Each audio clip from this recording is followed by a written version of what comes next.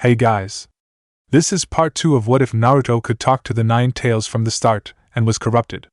Hit like and subscribe if you like this one, and also please check the author in the description. Let's start.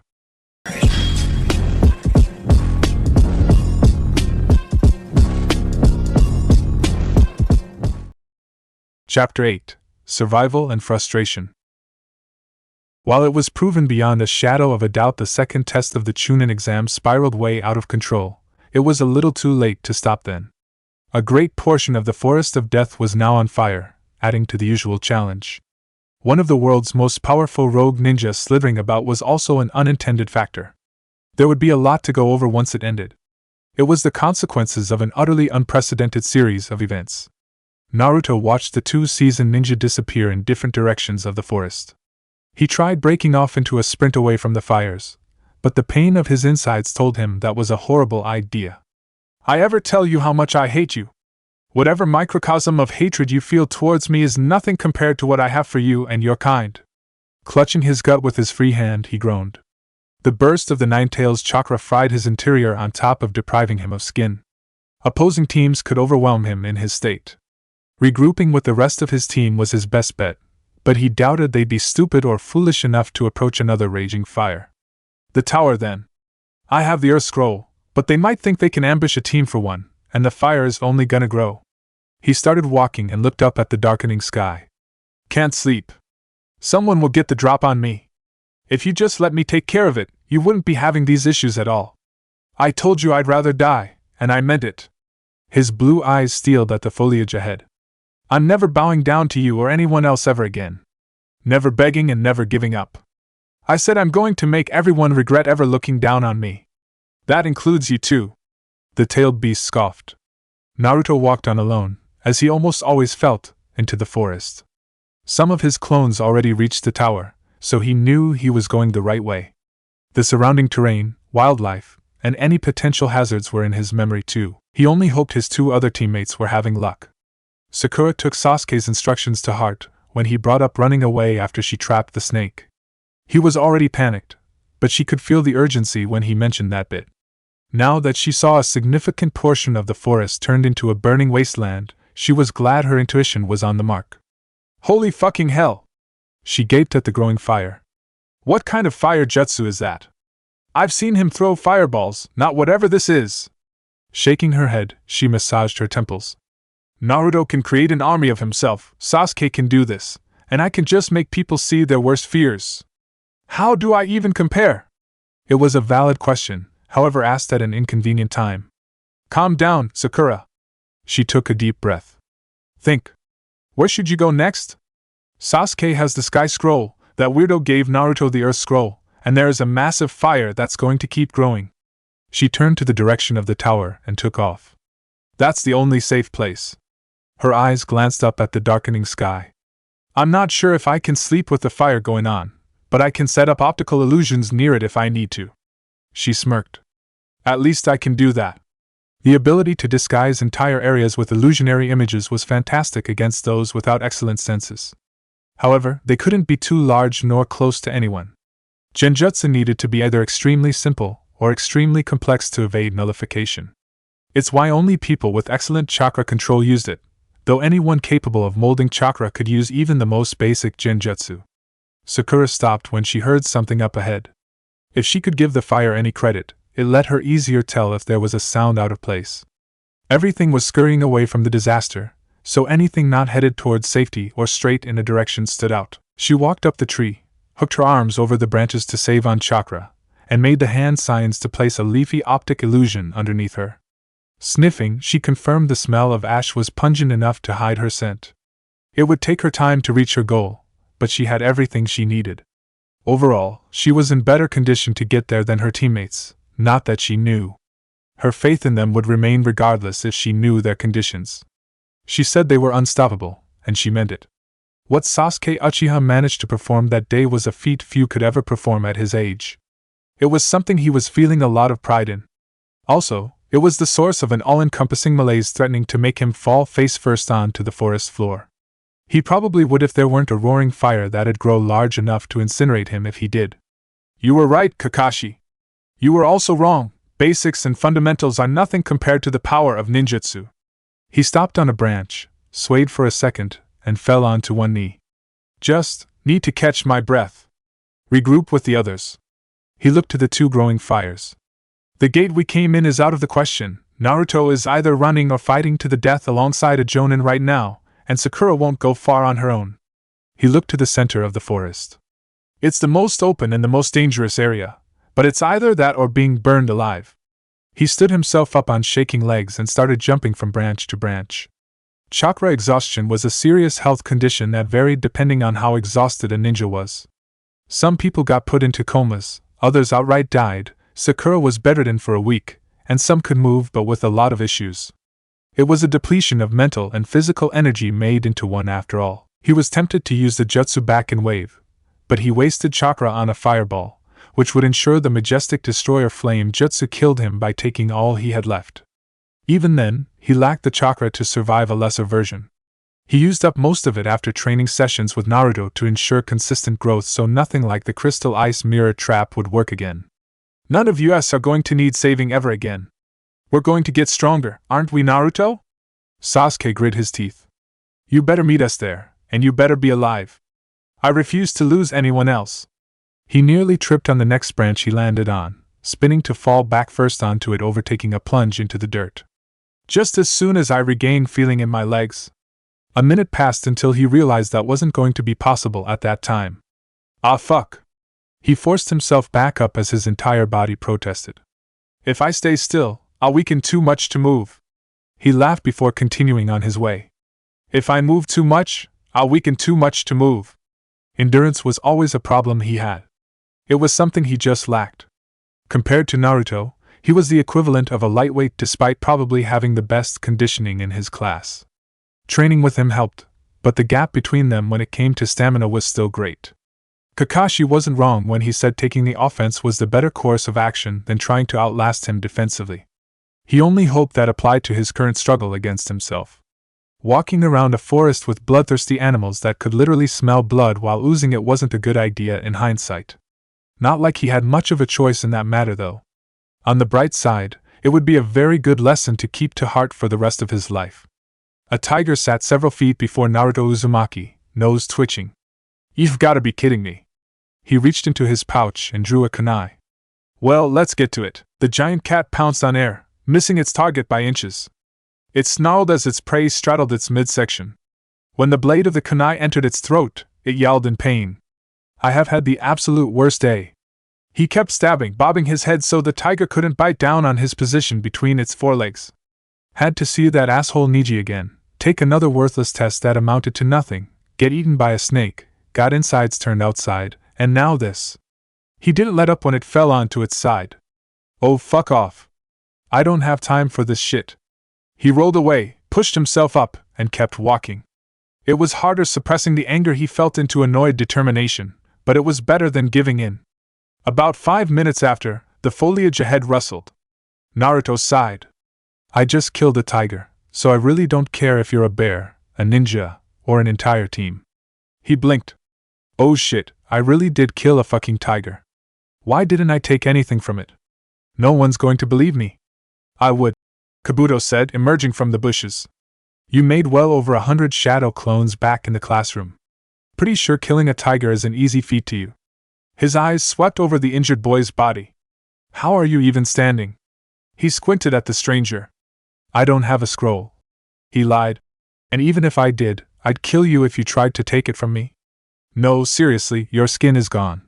He pointed at his whiskered cheek, which unknowingly to its owner bared bloody muscle. I'd give it a time frame of about 10 minutes. You should be going through shock right now. What do you want? To help another Leaf Village shinobi out? Kabuto grimaced. I mean, you look like you're about to die. You need skin grafts, immediate medical attention. I slapped your cards out of your hand. He raised his bloodied tiger killer kunai. Kabuto rubbed the back of his head. I'll admit, that kind of pissed me off, but I can't be mad at you when you look like a tortured prisoner of war. He pointed a thumb behind him. My team already has 2 scrolls. They're waiting for me by the tower. Then why aren't you with them? I wanted to observe the local wildlife. He turned into the direction of the Orochimaru bonfire, which was now merged with the Sasuke snake fire. Before the fire burns this entire forest down. I'm a medic nin, so this is kind of my thing. Naruto kept his kunai up and kept walking. I'll know if you're trying to lead me away from the tower. I can stop your bleeding, which will keep you from going into shock.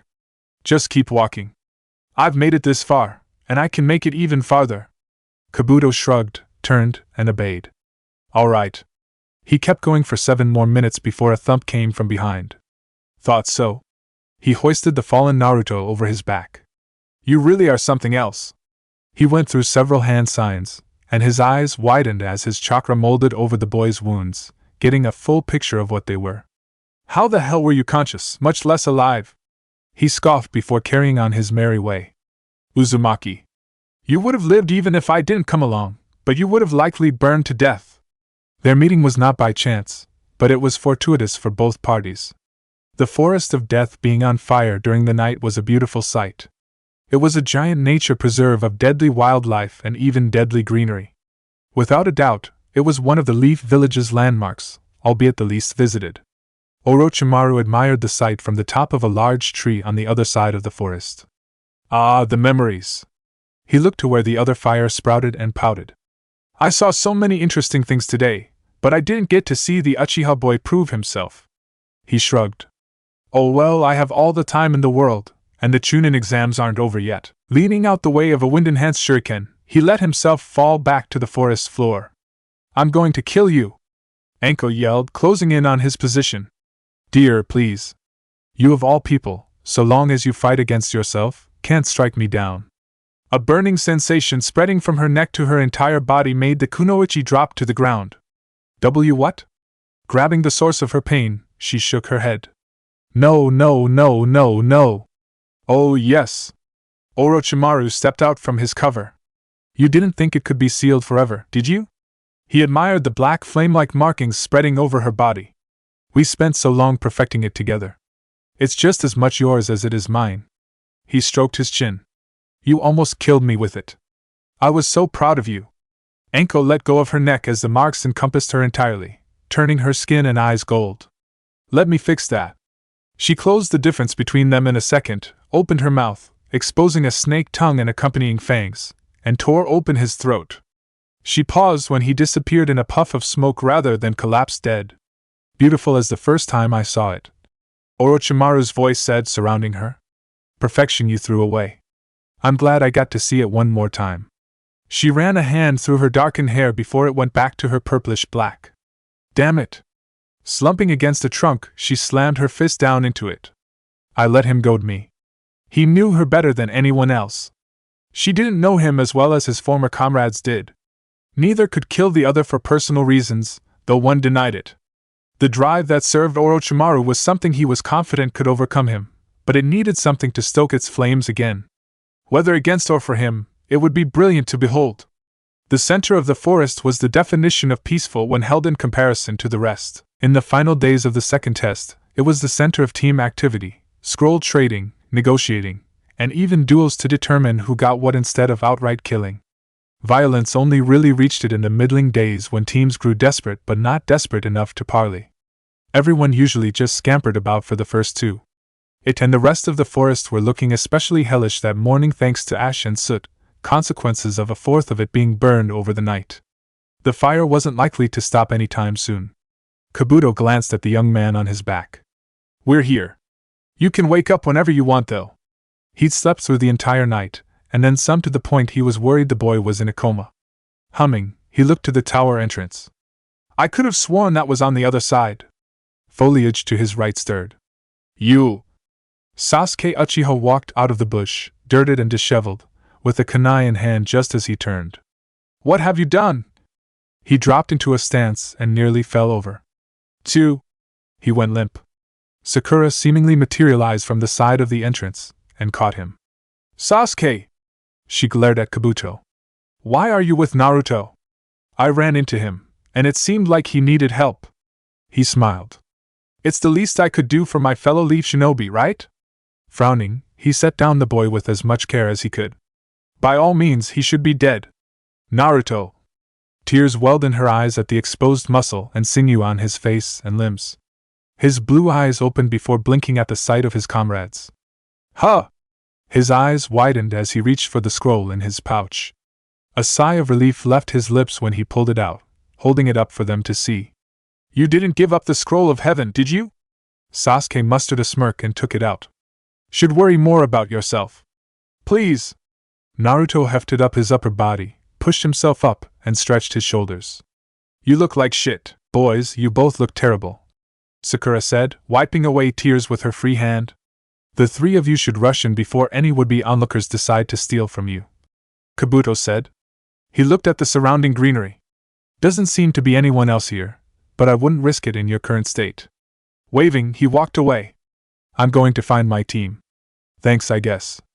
Naruto took a step forward and fell. To his surprise, Sakura caught him with her other shoulder. Hey! She laughed. Was I supposed to just let you fall, dumbass? You should know me enough by now. I don't want to rely on other people. Well, you have to, Sasuke said. I don't like it either, but the alternative is worse.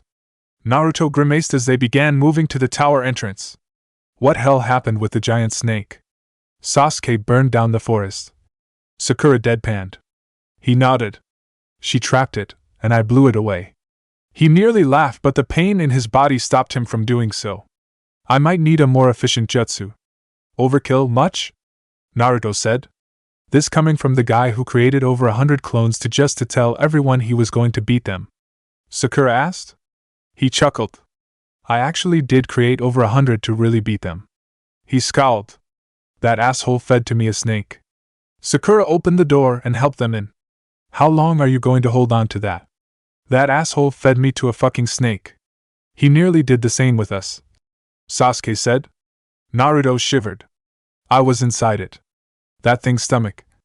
And then I was covered in its guts. You, the other two said at the same time. They pushed open and entered one of the doors to their right, entering an empty hall with opposing overlooking corridors. A lone bulletin was on the wall between them with a riddle. Heaven and earth, huh? Sakura hummed. I guess we should open the scrolls now? Sasuke and Naruto opened their respective scrolls. It's a summoning jutsu. He grimaced. Naruto, throw it. They threw them on the ground and it conjured a cloud of smoke. Hey! Irika, half hidden in the shroud, greeted. Long Ti. His eyes widened at Naruto. What the hell happened to you? He looked away. It's nothing, Irika-sensei. He blinked and shot him a look. Why are you here? To monitor who broke the rules and who followed them, Sasuke said, seeing right through the test. I asked so I could have the chance to check up on you. Irika frowned. Especially you, Naruto. He balled his hands into fist. Stop it! He let go of Sakura and stomped forward, nearly falling over. Stop with your fucking pity! I don't need you to feel bad or worry about me. Naruto, Sakura said. He just cares about you. I mean, we can see your insides for fuck's sake. I'm not talking about that. He walked up to the man and jabbed a finger into his stomach. When I killed Mizuki, you just looked at me like I was some kind of kid. You, Kakashi, and old man Hokage keep walking on eggshells with me when I've faced down a jonin, killed people, and made it to this point while still expecting me to do all of those things. He scowled. What hell do you want from me? I just want you to be okay. I'm sorry I didn't make it clear enough. Naruto stood still for several seconds before stepping back. Well, He brought a hand up to rub the back of his head. I'm fine, alright? The warmth in his chest made him want to cry. Can we just move on with this? Irika smiled and nodded. You guys made it here early. You've got a few days to rest, so I advise getting acquainted with the quarters. He frowned. We have medic Nin, but I think you need extensive care, Naruto. I'm fine, Irika-sensei. I always get back up. He stepped back and fell flat. Sasuke shook his head. You try really hard to be cool, even when you shouldn't. I'll help you get there. Irika picked up his delinquent student and led them through the tower. While Team 7 got situated with their temporary surroundings, Kabuto and his team were in the room next to them in front of a unique face. I can see why you're interested, Lord Orochimaru. Kabuto shook his head at the memory. That boy's body is inhuman. The man nodded. A shame it lacks beauty. Perhaps in a few more years, Minato and Kushina were lovely to look at. He looked to his agent. I don't suppose you mind playing for a little longer? I serve according to your will, Lord Orochimaru, but you know how I get. Oh, I know. I doubt you will be of much use for my next step anyway. He smiled. Still, I want to have you around, Kabuto. There's no one else I'd want to act as my eyes and ears. Kabuto ignored the jealous look of his masked comrade. I will, Lord Orochimaru. Then there's the Uchiha. Orochimaru pursed his lips. Did you really not see the jutsu that caused the fire? Unfortunately, no. What a shame. He gestured for them to leave. There were factors that made Naruto Uzumaki a good candidate for becoming his vessel and bad, mitigable ones. Beauty was important, but he could modify himself to look prettier. The nine-tailed fox was a factor the boy himself could fight off, which meant someone like him could. His seemingly endless chakra pool and absurd vitality were outweighed by the tailed beast factor until he proved it could be fought. Like Sasuke, he was impressionable and hungry for power, but unlike Sasuke, he desired recognition, even from his own opponents. That would be what he used to draw him in.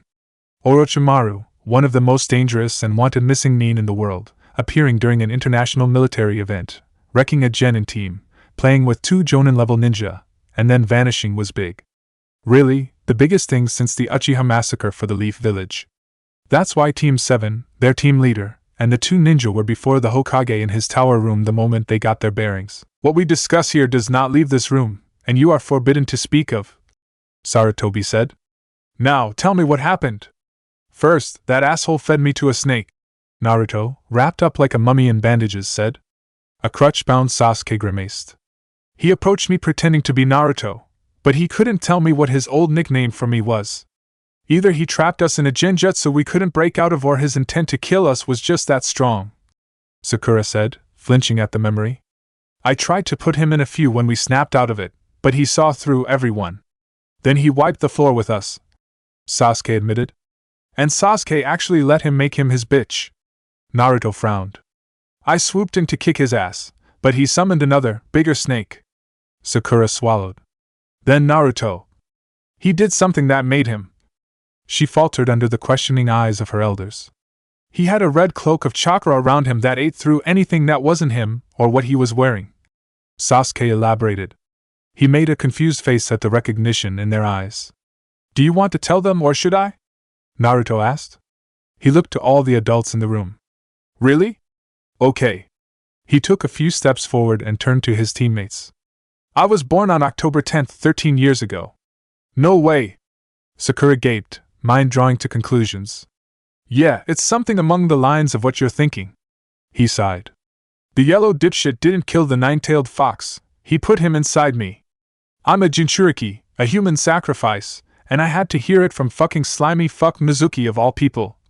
He lied. Sasuke looked at the unfazed faces around him as his eyes widened. You knew the entire time? Everyone did, the adults at least, Naruto said. Just never had the balls to actually tell me. I forbade it. Sarutobi elaborated. He turned to face him. Oh yes, like that fucking helped. Naruto. His sensei called out. It's okay, Kakashi.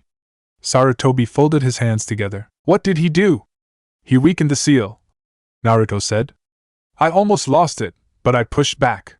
Tried fighting him again. He gestured towards his bandages. All the fox chakra did this to me, so I couldn't do shit. Still, he gave me the earth scroll and sicked the snake on the rest of my team.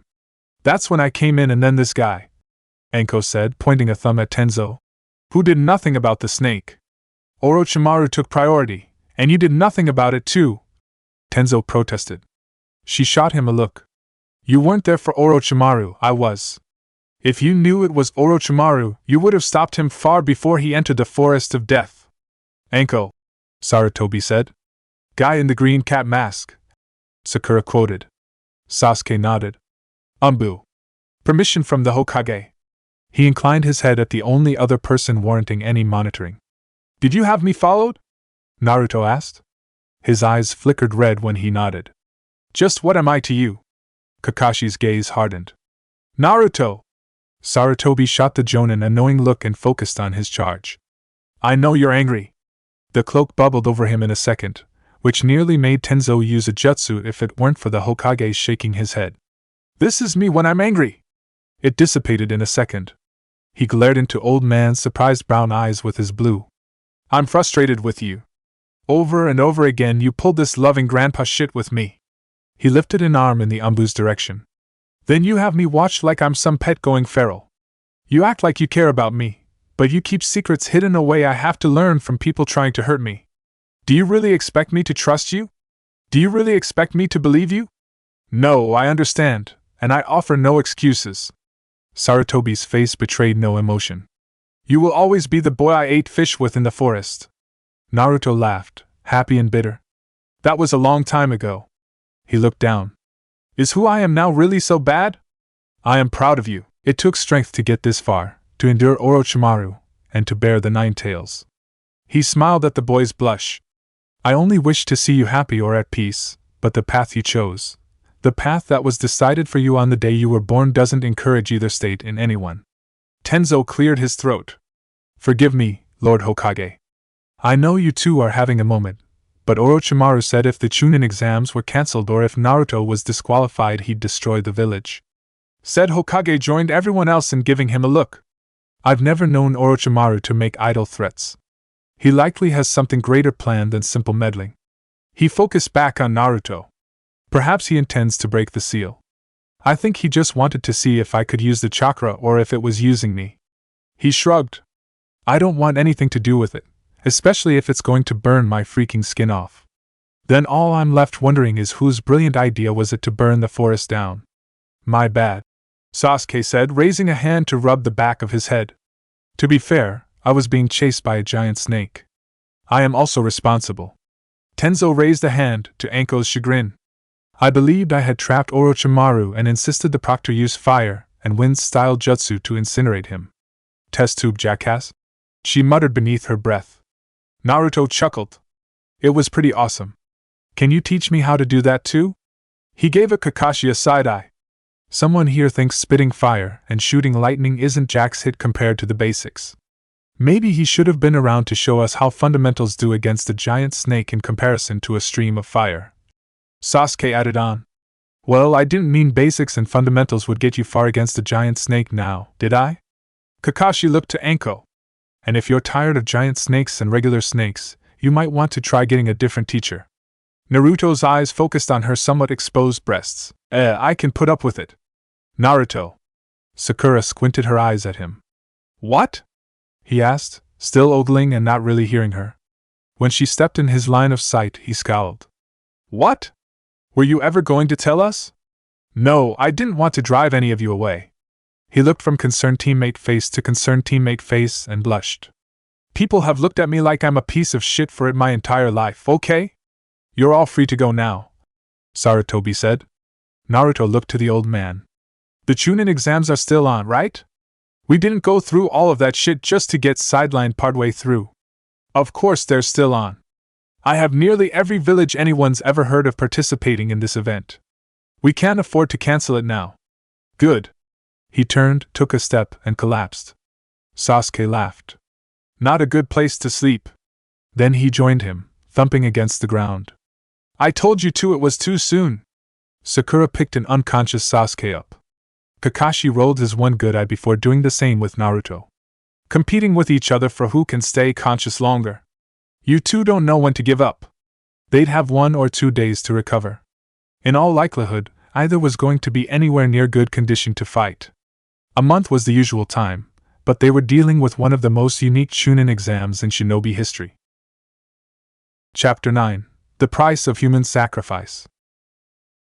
Naruto and Sasuke were in beds within the beige sleeping quarters of the tower. Both ate earlier in the mess hall, but they nearly threw up afterward.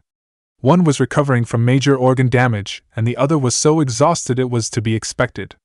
At the very least, they could eat and avoid the first cause of death in the unwell: insufficient nutrition. Anko sat on an empty bed next to the stirring bandaged boy. Hello, sleepyhead. Were you watching me? Watching out for you. She stood up and stepped to his side. Orochimaru obviously has some interest in you, and I know him. He likes to toy with others, especially people he's interested in.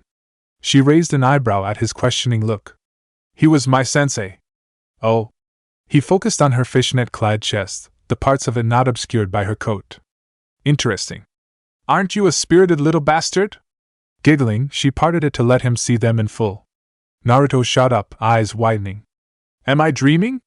Because I really don't want to wake up if I am. Anko, cheeks reddening, took his hands by the wrists and guided them to her breasts. You're awake. She grinned at his odd look. I thought you earned something a little more than just a proud of you from old man Hokage. Don't be shy, I've seen you staring since my entrance. He squeezed. Then he pulled on one and pushed the other, drawing a murmur. Setting back to neutral, he hefted and lowered them to get a feel for their weight.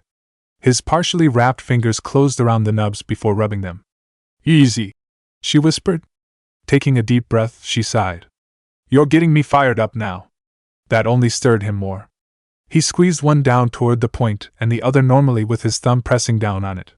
The yearning in her eyes made him start trembling at the possibility for more. Naruto! Kakashi called out from the entrance, a stunned and red-faced Sakura by his side. He did not stop even as she froze in embarrassment. Yeah? Can I borrow Anko for a moment? His eye narrowed at the woman. It's important. We're in the middle of something. Now. Naruto. His tone did not leave room for refutation. Anko, seeing that he was too enamored, broke it off. Sorry, kid. I have to go. She left him groping the air, still feeling her in his mind. The adults left the room and walked through the halls. Far away enough, Kakashi turned and pressured his colleague into the wall. What the hell were you thinking? Yes. Naruto's victorious cry echoed through the entire tower. It distracted them from the immediate matter for a moment. I wasn't. Using one hand to itch the back of her head, she held one between them. But he is a ninja and an adult by the laws of our village. Anko, for the love of all that is decent, do not fuck my dead mentor's only child. He didn't understand then, but he understood now. Seeing his adorable punk student with a woman well above his senior awakened his latent parenting instincts. She frowned. Oh, I see, I'm no good for him, am I? She blinked. That came out wrong. Just. Kakashi backed off and shook his head. He's not ready for that kind of relationship. I know you'd get along with him, but he doesn't need romance, he needs guidance. I understand. She chuckled. Holy shit, I've never seen you anywhere near this emotional before. He really is important to you, huh? His eye looked down. I held him when he was just a baby. Starting to realize it was a mistake to let him go so soon. I'll take good care of him for you. Don't push it. She was concerned about the child, and she was interested in his similar personality. While she did overstep her boundaries, it was not done with any ill intent. Kakashi understood that, but he was still rightfully wary. It was too easy for men and women to gain feelings for each other. He wasn't sure either could be trusted to maneuver around them. If Rin and Obito didn't die, he was certain whatever mess of a love triangle they had going on would implode their team eventually, though he'd been fine with that if they lived. Since Tenzo and political business so rudely interrupted their personal moment, Sarutobi was trying to spend time with Naruto while the tests still went underway. They were playing shogi, more accurately failing at teaching/learning shogi.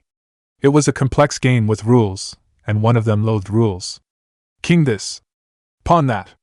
Naruto lay flat on his stomach, waving his bandaged legs in the air. Can't you just show me a jutsu or something?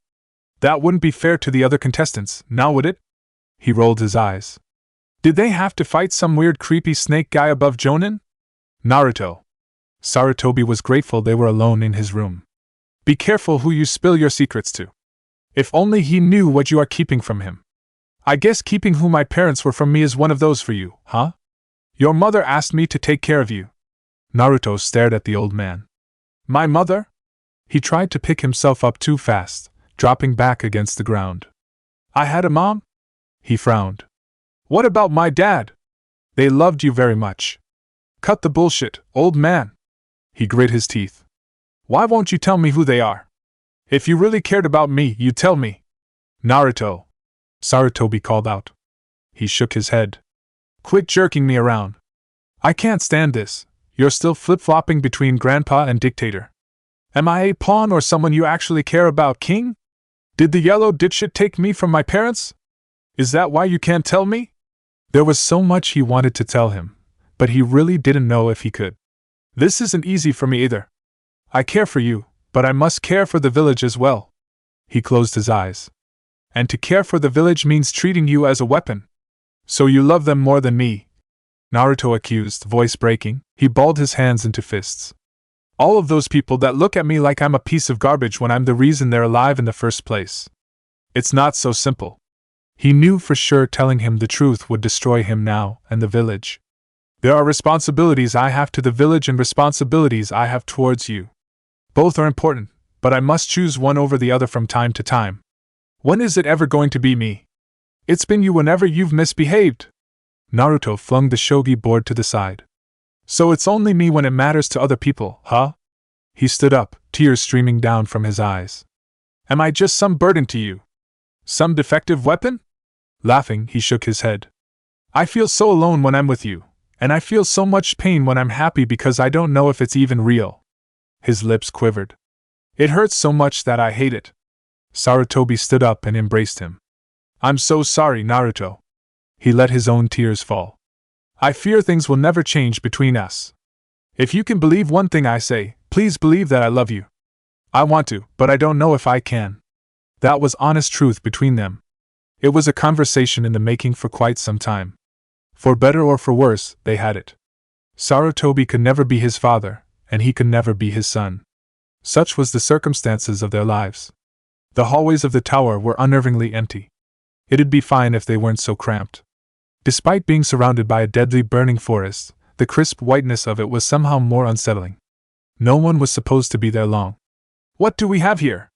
Temari asked, leaning on a nearby wall. She glared at the bandaged boy in orange and blue walking to the mess hall. If it isn't the jerk who touched my body without permission. Naruto nodded.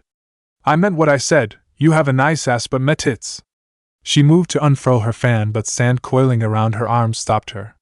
Jigara? Shut up. The red-haired boy appeared a few feet in front of him.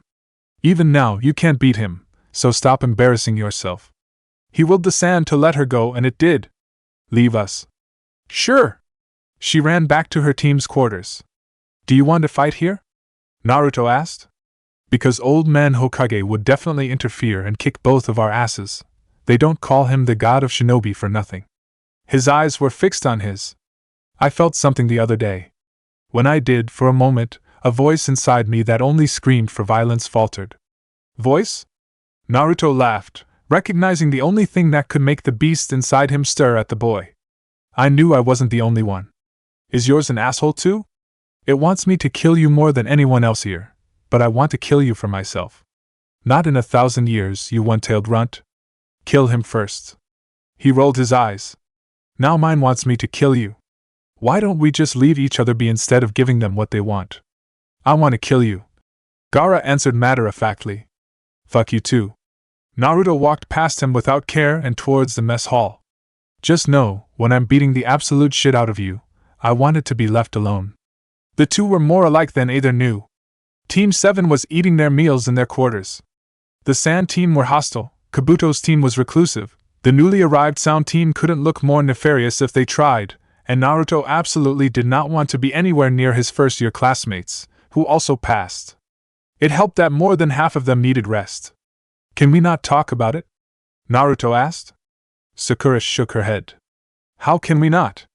I understand you're uncomfortable talking about it, but we still need to talk about it. Sasuke said, sitting on his bed. You're a Jinchuriki. Old man Hokage said we're forbidden to speak about that. He shot him a look. Since when have you cared about what the Hokage told you to do? Well, I don't want to talk about it. Naruto stuck his chopsticks into his bowl of rice and reluctantly ate something other than ramen.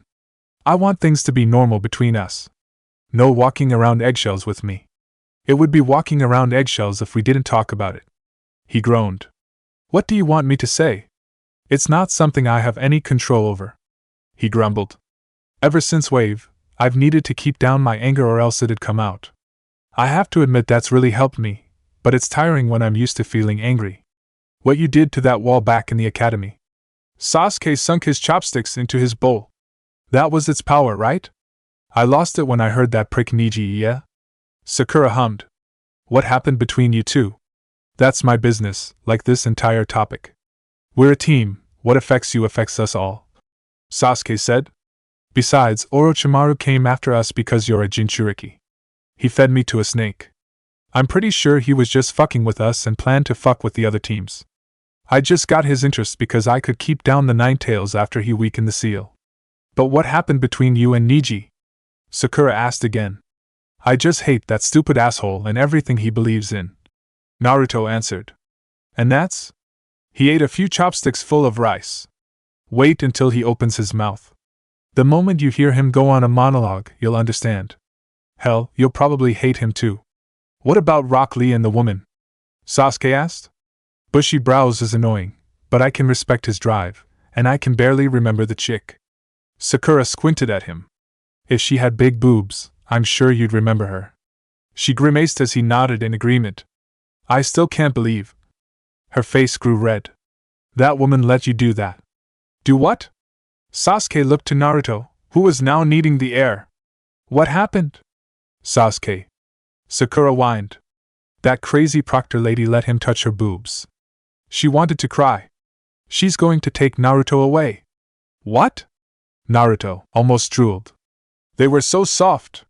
The mesh was in the way, but I could feel enough. He trembled. I might actually have a chance with her, guys. She is at least a decade older than you. And I killed a freaking tiger after getting all fucked up. I deserve something. He's growing up. Sakura shook her head. Just yesterday, it was like he jumped through that window. It was the one time. Sasuke frowned. You still did it. Grumbling, Naruto returned to his meal. Their recent troubles only bonded them more. It was unlikely they'd split so easily at the news of a secret most people already knew. What could split them had to be themselves. Despite only really being together for almost 2 months, they were practically family.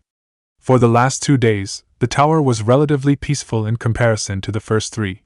Most teams started taking their meals to their quarters because there was little point in staying in the mess hall. The Hokage visited Naruto and vice versa several times. Kakashi, Enko, and Tenzo remained close to Team 7 but out of sight, watching for any movement by Orochimaru. Still, time was up and half of the Forest of Death was burned down. Kakashi's body flickered into their quarters. The second test is over. Lord Hokage would like to address everyone who passed at the arena. His body flickered out. About damn time, Naruto said, rolling off his bed onto the floor in haste. Sasuke inched himself off his and pushed himself up with his crutches. Let's see if we encounter more giant snakes in the next test. Don't jinx it, Sakura said. She, being relatively unharmed and the least fatigued, led the other two to their destination. Due to their injury, they were the last to arrive. 2 arms with hands making a hand seal were on the farthest end of the room. Jonin-sensei and Chunin Proctor stood around the Hokage, who stood in the center of the slightly elevated stage. The 7 remaining genin teams were crowded in front of them. Kiba was the first to turn back to see them, having smelled them. There they are. He grimaced. Fucked up like I thought. Naruto? Hinata joined him and nearly fainted at the sight of him covered in bandages. What happened to you? Considering he smells like tiger blood and snake, I'm guessing he got put through the ringer. Naruto scoffed. Please, both of those were an afterthought. He glanced at the uneasy girl. What's up with you? Shikamaru shook his head. Troublesome. Sasuke, Ino cried, almost literally. Your asshole teammate made an army of himself and my asshole teammates made me transform into him, but that's nothing compared to the pain of seeing you like this. Kiba shook his head. You were talking all that good shit, but your team came out the worst. I'd tell you why, but the Hokage forbade us from speaking of it, Sasuke said. Sakura shrugged. No big deal. We made it here anyway, sooner than you guys too. The 2 other rookie teams stared at them in shock. Might Guy, the team leader of Rock Lee's group, laughed. Your team's acting all tough despite being wounded, Kakashi, but my team's almost unscathed. Youth time is sweet and sometimes sour, my rival. Huh! Kakashi turned to him. You say something? Naruto held his sides as the man's temperament changed. Oh man, that was great! His own mood soured when his eyes met the Jonin's other male student. Immediately, every genin not with Gaara, Kabuto, or in the sound team made space, the animosity between them choking the life from the unprepared. Neither had said anything. Just a look was enough to spark tension between 2 old foes. Congratulations on passing the second test. Lord Hokage will now explain the third test, Anko announced, breaking their stare off. Naruto gave a small wave and she gave a wink with a blush. That did not go unnoticed. Kakashi shot her a dirty glance with his eye, a gesture Asuma and Guy saw. Orochimaru, in disguise as a sound jonin, almost licked his lips at the sight of his old student getting along a little too well with him. Hinata, who noticed just the interaction between the two, twitched. A second after, her Byakugan went off. She balled a hand into a fist and deactivated it. Naruto rarely waved at people like that, and she understood what her gesture complimented by her blush meant. For once in her entire life, she felt anger and hatred towards someone who wasn't herself. Kiba could smell almost all of it, which made him feel some regret towards being born in Inuzuka. Before I explain, I would like to tell you all the reason for this exam, Sarutobi said. He told them how it bound the villages together and acted as an outlet for competition between them. This is a life-risking battle with your goals and village's prestige on the line. I don't care what it is, Gaara said. Just hurry up and tell us about these life-risking battles. Naruto pointed his thumb at his fellow Jinchuriki. I'm with Firecrotch, enough with the love and peace through violence bullshit. Let's kill each other. A sickly Jonin body flickered before them, kneeling in front of the Hokage. I apologize, Lord Hokage. May I elaborate as the referee? By all means, hate, Sarutobi said. He rose and turned to face them. Hello everyone, I am Hate Gecko. He coughed. Before the third test, I need you to undergo a preliminary to decide who gets to continue. Preliminary? Shikamaru scoffed. You're telling me the Forest of Death wasn't enough? We have too many people left. This year's lineup has been extraordinary. Hate coughed. We'll have guests from all over the world for a limited time, so we have to lower the numbers. If you're not feeling well or disheartened, feel free to quit. Right now? Kiba yelled. When the man nodded, nearly everyone focused on Naruto and Sasuke. I swear, if the old man and his Jonin weren't looking at us, I'd stab the ever-loving shit out of all of you right now, Naruto said. Sasuke shook his head.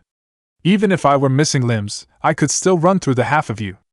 I'm going to quit, Kabuto announced, breaking attention away from them. I don't think I'm cut out for this year. He chuckled at Naruto's disdainful look. You guys are just too much for me. He held back laughter at the gleeful smugness the boy switched into. Hate nodded. Okay, you can leave. He coughed. Anyone else? Silence was his answer. Then let's begin.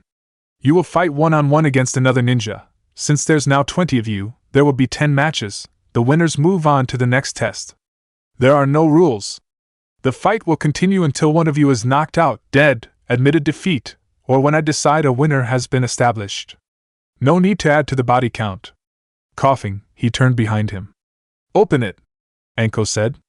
A panel above the little stage parted to display an electric screen. That will display the matchups for each battle. Let's see who fights first.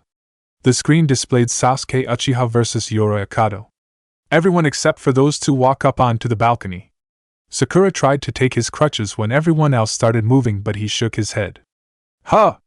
This will be over with soon enough, Sasuke said. Come on, Sakura. This is Sasuke we're talking about. Naruto laughed. I don't even know who the other guy is. Yoroi scowled beneath his mask. I'm standing right here. And I don't give a fuck. He walked over to the nearest wall and walked up and over the railing with his chakra to the amusement and annoyance of some. Sakura nodded at his confident smirk and joined her other teammate in showing off on their way to the spectator positions. Kakashi's body flickered to their side. You're really rubbing off on everyone, Naruto. He shot him a glance, and literally rubbing some you shouldn't. He scoffed. You're not my dad. Well, I'm the best you've got, and father knows best. He patted him on the head, triggering a blush. Orochimaru, next to the sound team, observed with interest. The fight was likely to be over fast. Sasuke was chakra exhausted, and his opponent had abilities that only worsened that condition. He wanted to see how Naruto behaved around people he valued. Whatever was his relationship with Niji Hyuga was also of interest with how he reacted. Such palpable hostility should have awakened the fox's chakra, but Naruto's will was unmistakably strong. No, Hate said to the opposing ninja. Please begin. Yora laughed. Chakra exhaustion, right? He stepped forward and raised his hand. This will be The tip of a crutch rising into his chin cut him off. Sasuke took a step forward, keeping his other leg rooted, and followed up by ramming the tip against his throat. Yoroi stepped back to muster a breath, but he had no time to prepare for a crutch-assisted drop kick to his face. Naruto, instead of gaping in shock like most other people, just held on to his sides and laughed. I tried beating the shit out of him for nearly 6 years. Did you really think it was going to be that easy? You! Yoroi ran forward with his arm outstretched. Sasuke just tossed the crutch he brutalized him with over, hooking his limb. With assistance of his other crutch, he launched himself over the trapped arm and locked his opponent's neck with his legs. He grabbed the forearm with both hands and, using the crutch handle to assist in hyperextension, snapped it. He let go of the man entirely. Catching himself from falling, the state of his body reminded him of his limitations with an all-encompassing sharp pain. He grit his teeth, stood up without the assistance of his crutches, and stepped back from his opponent. Yoroi tried to push himself up with his good hand, but his bruised throat, broken limb shock, and chin blow-induced minor concussion made that a difficulty. Sasuke rushed forward and knocked him back down with a soccer kick to his jaw. You were saying something? Winner! Hate raised an arm in the still-standing boy's direction. Sasuke Uchiha! Like it would end any other way! Naruto cheered. Sakura nodded with a smug smirk. That's our Sasuke for you. He wasn't kidding, Shikamaru muttered. Facing any of them's going to be so troublesome. Hinata hummed next to a conflicted Kiba. That's the level Naruto is close to. Orochimaru gaped at the outcome and pouted. It really was a missed opportunity. He was too quick to dismiss Sasuke for not being like Itachi, but that wasn't the case. He'd come on far too hard against someone who wasn't pushed as much as his brother was. Medic Ninja Spread picked up the fallen leaf ninja on a stretcher. Sasuke Uchiha, one said. Let us treat you. I'm afraid you already did. He turned to walk towards the balcony his team was on and fell. Kakashi flickered over, catching him with his back. Don't worry. This one's too stubborn to let a little thing like chakra exhaustion do him in. He flickered back to the balcony and set him down. Come on, Sasuke, Naruto said. At least be awake to watch my match. Mine too, Sakura chimed in. He leaned on the balcony wall. You're like kids. He looked to his other male team member. And you're in even worse condition than I am. Please, I can keep going even if my guts were out. Sakura grimaced. We know. It's like you have a death wish. Naruto patted her on the head. There are fates worse than death, right? Like getting captured by your enemy or stuck in a place where you're going to die without any food or water. He gave an honest smile. I'd rather die than fail myself again. That's awfully selfish of you, when it comes down to it, Kakashi said. He pointed at the screen. They're announcing the next match. It displayed Zaku Abumi vs Shino Aburame. Have you guys ever actually seen Shino fight? Naruto asked, raising an eyebrow at the conspicuous ninja boy making his way to the arena. Well, no, actually, Sakura hummed. I remember being freaked out by him one time in the academy, but I can't really remember why. He's from an obscure clan, Sasuke elaborated. Kakashi nodded. The Aburame are a reclusive and stoic group. They stick out, but you'd be hard-pressed to find one that's the talkative sort. Great to work with, though. Even their children are professional. So he has a Kekai Genkai, right? Don't most clans? Naruto asked again. You'll see it soon enough. Sakura shot their sensei a questioning look. Why did you pause for a second there? You'll understand when you see it. And they did. Zaku had seemingly blasted Shino directly in the face with his arm air blasters. He wasn't unharmed, but he wasn't fatally wounded either. Bugs were emerging from the tears in his skin. I remember now. Sakura shook. I thought I saw a bug crawl into him. It likely did after he had it scout around, Kakashi said. Naruto laughed at his fellow Leaf Ninja's disgusted enemy. What even are Kekai Genkai? The Uchiha have swirly eyes, the Hyuga have veiny eyes, the Nara play with shadows, and the Aburame have freaking bugs living in them. No one really knows. Some people are born with special abilities and can pass them on. Not even people from the same clan inherit them sometimes. The wood style of the first Hokage is an example of one that never got passed on, and one that emerged in a clan with no Kekai Genkai to speak of. That guy in the cat mask used it in the forest though. Kakashi grimaced underneath his mask. He's a special case. Wait, you know him? He narrowed his eyes. Did you know he was following me? Silence was his answer, so he socked him in the stomach. Naruto! Sakura cried, getting between them. She parted her lips but stopped at the hurt she saw in his eyes. Sasuke rose and put a hand on his shoulder. The Hokage likely forbade him from speaking about it. He turned to his shocked sensei. Right? It wasn't my call, Kakashi answered. Sorry, Naruto. Oh, just stop with the sorry, concerned dad bullshit. You're no different than the old man. He focused back on the fight below, ignoring the distracted eyes focusing on their own personal drama. Orochimaru resisted the urge to lick his lips at the fiasco. It reminded him of his problems with Sarutobi. While not quite to the extent the schism between them was, it was something he could work with. His eyes drifted to his former student, who was making a concerned face at Team 7. There was a chance everything would fall into place without his interference. Shino's bug surrounded the sound ninja after he took the blow. Seeing two enemies flanking him, Sokka held out his arms to blast them away. It shocked almost everyone when his arms exploded off him, the bugs crawling out of his detached palms. Shino sauntered over and just pushed him down before walking away. Hate raised an arm in the air while the medic ninja showed up. Winner! Shino Abirame! Holy shit! Naruto jumped onto the railing and held his body over the edge. That was fucking hardcore, man! What have you been hiding this for? The young man adjusted his shades, still walking back to his team. For the right moment. Congratulations, Shino, Hinata said. Even Naruto acknowledged you. Great job, man. Kiba moved to pat his teammate on the shoulder and stopped when he remembered he was a literal bug person. Shino murmured. I expect the same from you both. Acknowledgement from Naruto? A skilled, brutal, and stylish performance, but I suppose that is synonymous with Naruto's acknowledgement. Kurena's unusual, naturally red eyes were fixed on the bandaged boy. She saw the drama play out during the fight. Kakashi told the rest of them, and even bragged about how well he was doing. No doubt, his team's skills were excellent, but their relationship seemed strained in that moment. On to the next match, Hate said. The screen displayed Misumi Tsurugi vs Kankuro. Misumi, the last of Kabuto's team, made his way down. I'll show you how different I am than the other two. You've gotta be kidding me. Kankuro scoffed as he did the same. If your teammates are a bunch of weaklings, it's obvious you are too. Hooded weirdos, you're both fucking pathetic. Finish this so we can get to my match. Naruto yelled. Asshole, you groped my sister. Nearly all eyes turned to the usual troublemaker. I regret nothing. He grinned at Temari's reddening face. That bitch needed a spanking. Hinata, also red-faced, twitched and activated her Byakugan. And Naruto. Kurenai put a hand on her shoulder. I'm sorry, honey.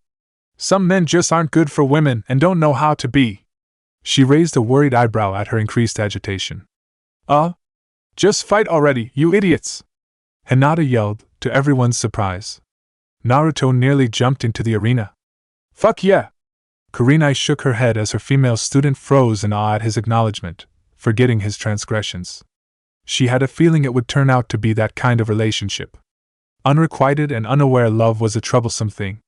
So, Sakura whispered, kneeling and tilting her red face over Sasuke's shoulder. Hinata might have a thing for Naruto. He blinked. I don't understand. Me either. The boy in orange turned. What are you guys whispering about? He made a smug face. I know it's about me. Who else could it be? Attention whore. Sakura rightfully accused. I can't help being awesome. Kakashi shook his head as the match began below. There were still 8 more to go. Chapter 10, Losing It. Below Team 7, Kankuro of the Sand Village squared off with one of their comrades, who was really a spy for Orochimaru. None, save Kakashi, were really interested in the fight though. Naruto already defeated the face-painted teenager with ease, and the other seemed to come from a weak team. His and Hinata's outbursts related to the Sand Ninja's sister already drew away the focus from it. The Leaf Ninja wrapped around his opponent as if he were an octopus, told him to give up, and crushed his neck when it seemed he wouldn't. Wowie, you killed a painted whore I beat by literally stepping on. Naruto jeered. Congratulations on being top weakling. What did you say? Kankuro's head spun around to face the Elastic Man, revealing it to have been a puppet in disguise. The outfit fell to pieces as the load it carried unwrapped to reveal the real Kankuro. With some movements of his fingers, the odd puppet extended several arms and crushed the man's bones. Hate and several others cringed at the cracking chorus. Winner! Kankuro! A little old to be playing with dolls, huh? Naruto scoffed. Hey! The puppet user ninja flipped him off. Fuck you! Quit making a fool out of yourself and get back here before I kill you! Gaara said, making his siblings and teammates shiver. Naruto nodded as Kankuro began running. Keep going! We all know you're a bitch! Kakashi moved to grab his shoulder, but a red-eyed glance from the boy dissuaded him. He noticed the equally concerned looks from his teammates. They all knew it was the academy delinquent in him, the rigidness and spite he kept up to feel better about himself. Naruto! Sasuke said, completing their sensei's failed action. He turned back, eyes significantly warmer but stern. What? The other boy pointed at the announcement screen, so he looked at it, which also made their other teammate look. Sakura Haruno vs. Ino Yamanaka was displayed on it. Yes! Naruto turned to the surprised girl. It's finally your time to show that pig bitch! Sasuke smirked and gave her a nod. Let them. No. Let all of us know how much you've changed since the academy. Her face grew a fitting pink tint at their words. I will. She sprung to her feet. I'm going to show all of you! With a pump of her fist, Sakura jumped onto the balcony railing and launched herself twirling into the air all the way down, channeling chakra into her legs. Naruto cheered and Anko whistled at the display. Their old classmates thought it a little too much, but it was to be expected after being around their poster boy for unnecessary displays of ability. Other jonin thought it wasteful. Kakashi was one such, though saying anything would be counterproductive. Ino, who was walking toward the stairs like a normal person, twitched before attempting the same. Sakura gave a smug smile as the girl's feet made contact with the floor. It took a great amount of willpower to stop herself from laughing at the yelp of pain her old rival made. While it wasn't completely her intention to bait her into potentially crippling herself before the match began, she wanted to throw her off at the very least. Really? Shikamaru shook his head. Ino, you know you lack the conditioning for that kind of thing. Ino looked back and pointed an accusing finger at her teammate. Just whose side are you on? He groaned. Apparently not yours if it means telling you breaking your legs is stupid. So troublesome. Live and let learn, Shikamaru. Asuma said, making Choji nod in agreement. The two squared off more than a decent enough distance from the other. Ino's eyes sparked with rage while Sakura's stayed smug. Anger was their usual default, but it wouldn't be for one today. Something needed proving. Hate held out his arm and drove it down. Begin! I have no intentions of fighting over boys with you right now, she said, pulling her forehead protector out of her hair. Ino blinked. What? You don't compliment Sasuke at all, and I'd become so much stronger than you to the point you're really an afterthought. Naruto started clapping. Damn. Sakura's talking shit. She's not the type to look at her accomplishments or go out of her way to really hurt people, Kakashi said. She doesn't want Ino to hold back on her, so she can prove to herself she's changed. He looked to the boys. Sakura's felt inadequate for a long time now. When in Wave, she was so happy she could do the tree exercise because she felt like you two were far beyond her reach. Eye smiling, he focused back on the girls below. I'm sure, win or lose, this will help her. Ino took her own forehead protector from her waist and tied it around what it was meant to guard. I'm going to make you regret those words. Please. Sakura tied hers around her forehead. If all you have to offer is threats, this is going to be over before I can work up a sweat.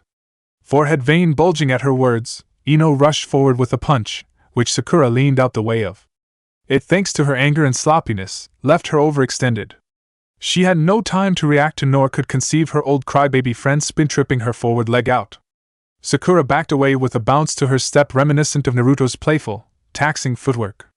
It wasn't her intention to copy her teammate. His style was just the fastest and had the most in common with speed she'd seen outside of Rock Lee, who outright launched himself in directions. She's letting Sakura unbalance her, figuratively and literally, Shikamaru said, watching his teammate rise. Asuma nodded. Gotta let them live and learn, little man. Idiots or women? Because they're both troublesome. I know what I'm going to tell your mother if I ever run across her again. Asuma's grin held his cigarette in his teeth. He groaned. You're a troublesome sensei. Everything's troublesome to you, Shikamaru. He pointed down at the arena. Now focus. Ino approached more tactically, prepping a right hook while intending to left jab. Sakura swiped away her left, inclined herself towards her body to help evade a possible right reprisal, and pushed her back. It would have shocked her for a moment if she hadn't pushed. You touched my boo. What boobs? Sakura asked, baiting her with a facetious tone and smirk. She raised her elbow in time to catch the angry fist. Kakashi taught her elbow blocks were great for defense because they also had the fortunate side effect of breaking your opponent's knuckle bones if they punched too hard. When Ino stepped back shivering, she blinked and dropped out of her combat mode. Are you fighting seriously with me right now? Oh, of course I am. Ino kicked, but her foot met air as Sakura inched back. She raised an eyebrow. Are you sure? She leaned out of the way of a right, parried her left with a jab of her own, and spun around to bring their backs together. I mean, seriously? She ducked under a twisting punch, grabbed a leg with both arms, and dragged her to the ground. Disengaging, she rolled away and stood up. Tenten shook her head from her team's side of the balcony. That girl came here expecting the fight of her life. Kunoichi are too quick to disregard taijutsu in favor of other arts. Niji said, eyes closed over observing what he couldn't consider a battle below. Her opponent is a Yamanaka. She likely neglected her physical abilities in favor for her mental abilities, thinking the former unnecessary and unlikely to ever be used. This fight was decided before it began. Their fighting spirit is to be commended nonetheless. Lee shouted. Guy nodded. That's right, Lee. Even if your skills are lacking, what shines brightest is your youthful spirit. Sakura's gotten stronger too. Kiba hummed, trying to ignore Lee and Guy's weirdness. Hinata examined the two other girls with some curiosity as one picked themselves up. She's been holding back and relying on nothing but her defense.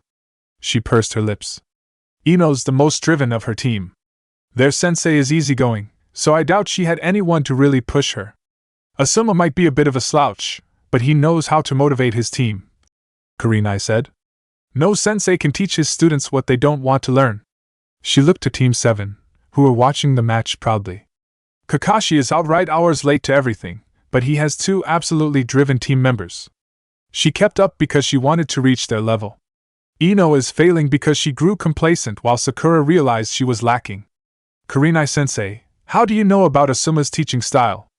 Hinata asked, turning to her freezing teacher. Focus on the match. Ino grit her teeth. Quit making a fool out of me. I'm not really doing anything, Sakura said. She raised a hand to her chin, examined the look in her old friend's eyes, and shook her head. During your missions, did you ever feel like you were about to die? What? She put her hand back to her side. Were you ever in danger? She looked down. On our first real mission, Kakashi-sensei was captured by the enemy, and we had to face down Zabuza Momochi to get him back. It was like staring at death itself coming to kill us. She glanced at her team.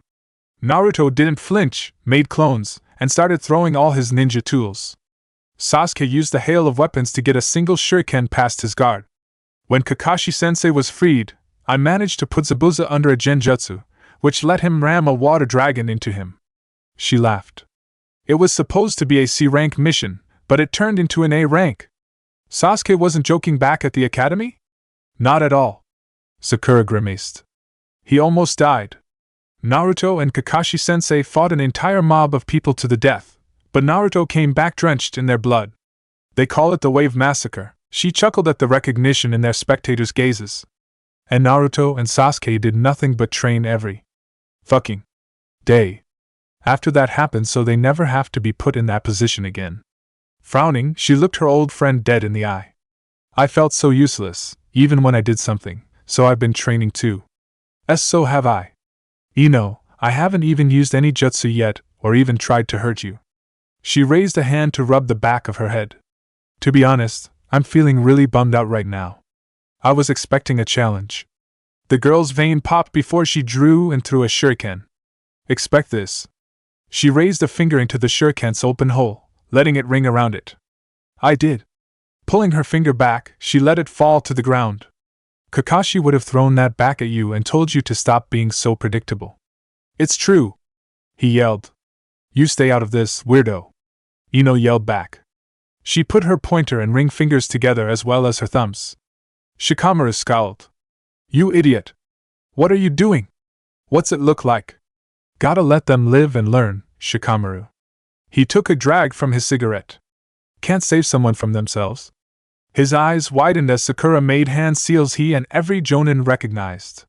Kakashi, what the hell did you teach your student? The weirdo in question tilted his head. She said she wanted to be useful. He laughed at his other genin's questioning gazes. Just watch. Sakura finished the seals and Ino dropped, convulsing. Without pause, she ran over. She knelt over her, hooked her chin underneath her elbow, and coiled the rest of her body around her old friends. Dispelling the genjutsu she placed her under, she finished her off with a rear naked choke Naruto recommended but had Sasuke hands-on teach her, an experience she was grateful for. Winner! Hade brought his arm down towards the victor as she let go of her opponent. Sakura Haruno. She bowed before walking up the wall back to her welcoming teammates. Hey! You own that bitch! Naruto cheered, jumping into the air. I don't know what that jutsu was, but it was a nice finisher, Sasuke said. He put his hand on her shoulder. When the exams are over, you should start training with us in full instead of asking for pointers.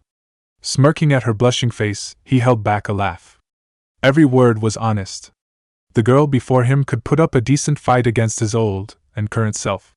That was an interrogation jutsu all jonin are trained to resist to make jonin in the first place, Kakashi said. It's supposed to break your opponent's will so they tell you everything, but I didn't expect you to use it like that. Sakura winced at the memory of his demonstration. Well, I didn't take all that pain to wait for a good time to use it.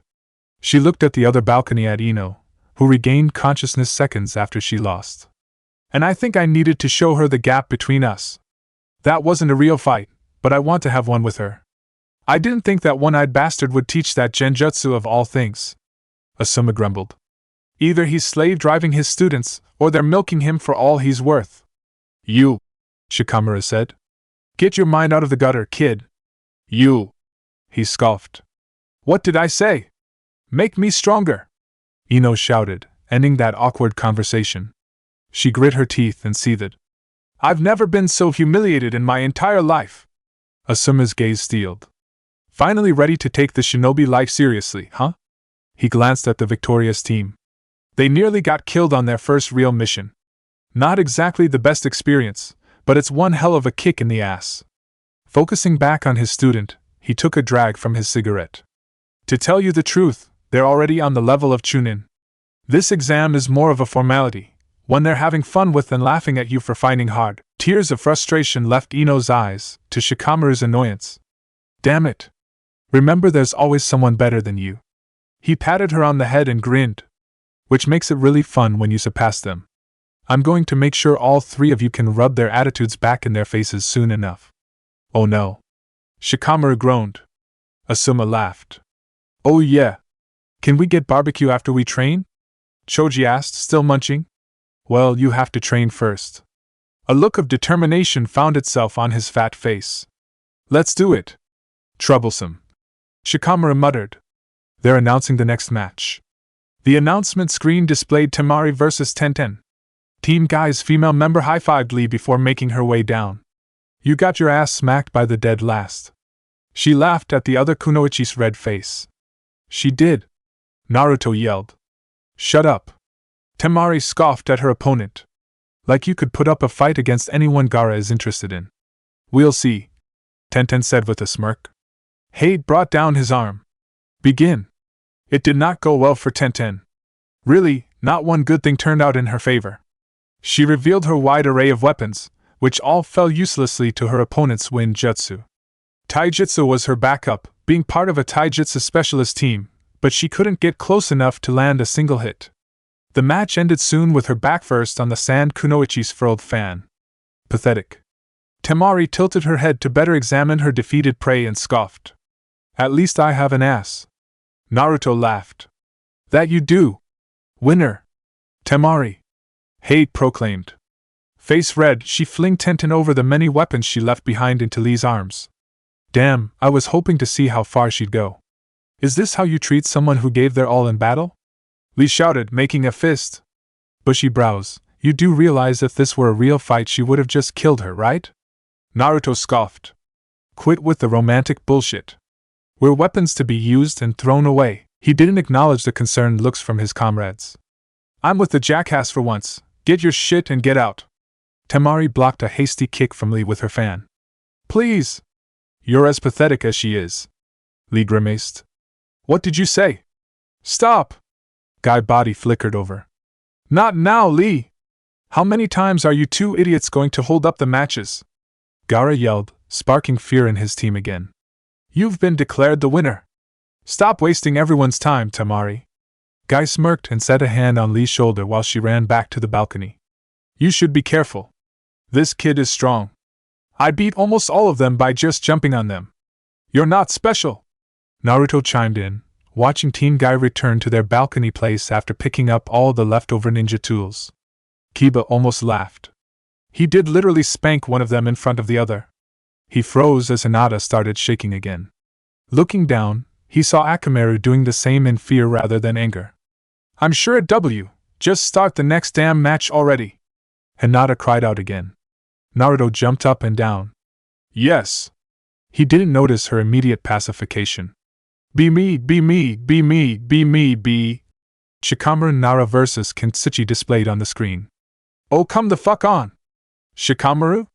He deflated. This shit's going to take forever. Asuma chuckled as the laziest genin started walking. He's not wrong. To everyone's surprise, it was the opposite.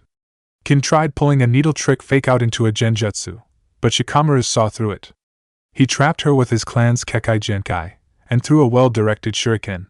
The young woman's head slammed against the wall behind her, and that was that.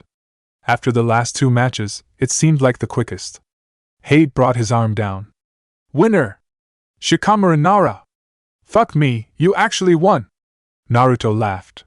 It was a sentiment everyone else shared. Since when the hell could you fight? Thanks for the vote of confidence, Shikamaru yelled on his way to the balcony. No, seriously. You spent taijutsu training sessions sitting on your ass. That one time we almost got robbed in the red light district, you just made the guy slam his head against the wall. Asuma and Ino squinted at an uneasy Shikamaru. Red light district? It was Naruto's idea. For the first time we went, Choji said, munching. Shikamaru sighed. You've become troublesome. Were you three friends? Ino asked. Detention buddies. He shook his head. Naruto nearly knocked Choji's teeth out one time. Pretty sure that doesn't qualify as friendly. He hasn't changed a bit, huh? Choji swallowed and hummed. He was doing just fine when the exam started. Something's going on.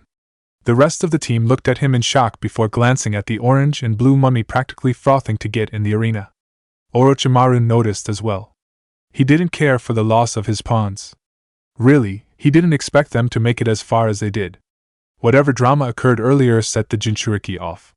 A part of him was hoping to see if the nine-tailed fox won out over his desire to be independent of it. Sasuke became a tantalizing vessel choice, so he was looking for something to disqualify the other over.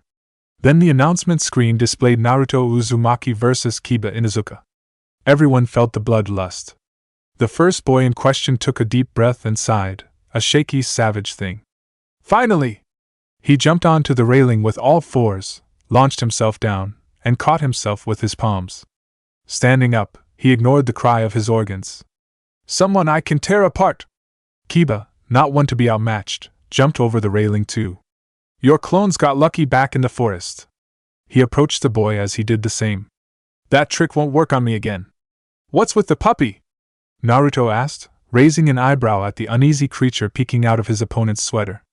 He lifted Akamaru out and set him down. Dumbass, he's fighting with me.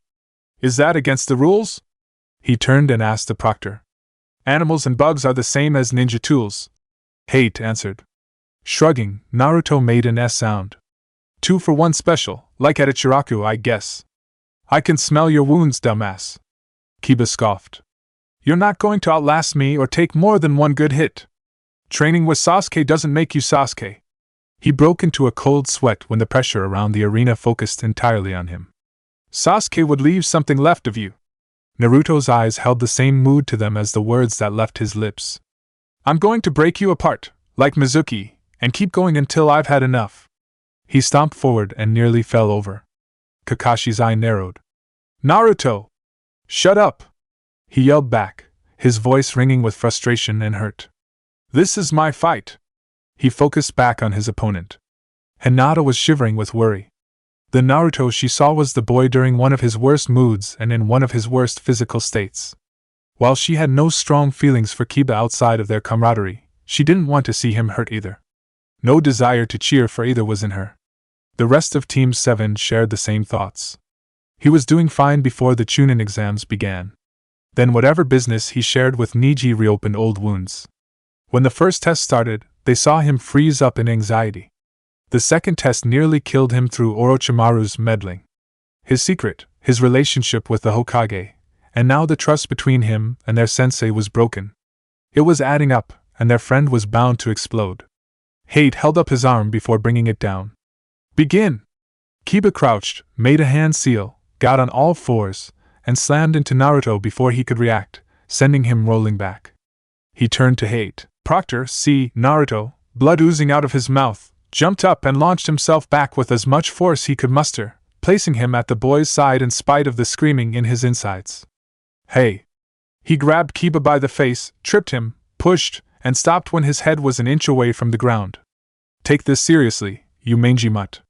He felt delight at the terror in his shaking eyes. Letting go, he got up in his usual stance and bounced back to make some distance. I'm not gonna give you a second chance. You already did. He stood up and scoffed. Just look at you, man. Covered in bandages, jumping around like a rabid animal, and fucking your own body up just to show off. Kiba felt honest worry toward the class delinquent. I have no idea what the hell is going on with you, but I think you should drop out of this for your own good. His gaze steeled as he fell back on all fours. Before I put you down. Scowling, Naruto closed his eyes to hide the redness he could feel in them. He took several deep breaths until he opened them, showing his crispy blue. If you're going to play bleeding heart shithead, I guess I'll have to draw the dog out of you. Fuck your dog puns, man. Fuck? He created a single shadow clone and stood back to back with it, leaning perfectly on the other. They hummed in tandem and stroked their chins. Wanna know what's really worth giving a fuck about and fucking? The real one asked before they both grinned. That sister of yours. The clone answered. Kurenai grimaced. Oh no. She gave a sorry smile to her blushing, shivering, and wondering kunoichi in training. The Inuzuka are a little protective of their family. Kiba twitched. What are you saying about Hana? Hana. That was her name. She came to pick you up that one time when we were kids, and she was, like, 14? The real Naruto held out his hands and began kneading the air. She already had big tits. The clone, instead of putting his wriggly hands in front of him, did so near his hips, wrists facing up. And a nice ass. They shuddered. Hana's totally stacked now, isn't she? I'm going to fucking murder you. Naruto dispelled his clone and smirked. After I beat you, I'm going to give that Hana and her plump ass a spanking, fuck her, and pup her. No need to worry, I'll take good care of your sister. His smirk morphed into a gleeful grin. The run of the litter lapping at those big tits will name Kiba. And that was his last straw. Kiba fished 2 pills from his pouch, threw one at Akamaru, who caught it in his mouth, and ate one himself. His nails grew into claws, and a red Akamaru jumped onto his back. Bringing his fingers together, he made a hand seal as his pet barked, turning them into synced feral kibis. Did he just dope himself? Naruto asked the proctor. Hate nodded. Soldier pills are ninja tools. I guess crutches are also a ninja tool. Well, yes. Hate coughed. Well, Asuma chanted. Naruto might actually be screwed. That's a stimulant that lets you keep going for 3 days and nights without resting. Shikamaru clucked his tongue. How the hell is that tournament legal? Ninja tool, Asuma answered. The kibas leaped at their enemy, hoping to pounce. Except jumping leaves a person open unless they can exert more force during their airtime. One got Naruto's full attention and hands on his arm. The force of his leap was complemented by the force he added in slamming him into the other kiba. Is that it? Naruto swallowed the blood in his mouth. Sasuke can see in slow motion, but I don't need the Sharingan to read you like a book. He dunked under a kiba's lunging slash for his throat, leaned to the side, and stuck out his elbow in the other's face in their vain attempt to trap him, sending him back. You've just gotten faster! Stronger? Maybe, but speed and strength are meaningless and nothing compared to skill, precision, timing, and instinct. Fuck you. The Kibas launched themselves, spinning, at him from two different sides. Fang over F. Naruto jumped and split-kicked, using the force of their own bodies against them again. He landed on his quivering feet just barely. I don't need pills, Kekai Genkai, or any pet to beat the ever-loving shit out of you. He pointed his thumb toward his bandaged face. Ripped to shreds and falling apart, I'm still handing you your ass. Orochimaru was almost drooling at that fact. His body's capabilities were without a doubt beyond any in terms of stamina, chakra, and vitality. And there wasn't a single sign of the tailed beast overcoming his pride and ego. It upset him very much how he had to choose between two different candidates. Shaking his dizzying head, Naruto took a look to the nearest wall and moved so it was behind him. Even he was beginning to tire. His opponent was on a combat drug that gave him stamina for several days, so he needed to end it. The plan he had in mind wasn't the most original, but he was going to add his own personal touch to it. Speaking of ass, I wasn't actually lying to you. I really want your sisters. Already grabbed me a pretty great pair of tits. He spared a glance at a blushing ankle, a gesture several people but especially Hinata noticed. But I'm the type of man who needs the full package. Just won't be satisfied with anything less. So Hana will sweet me perfectly. The Kibas stacked themselves on top of one another again and roared in fury. Not a chance in hell. Don't embarrass yourself in front of your brother-in-law. Naruto tapped his left heel against the ground, took a deep breath, closed his eyes, bobbed his head, and started snapping with his right hand. Is he?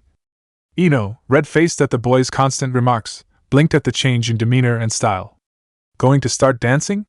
He's timing and baiting something.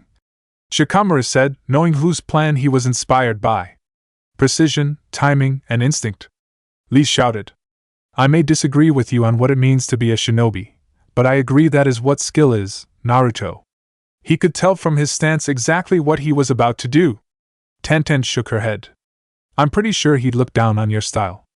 Kiba's is a lot like it, just less. The perverted asshole is pretty good. And he's doing all of that while wounded. Guy cheered. His spirit, however malicious, is blazing.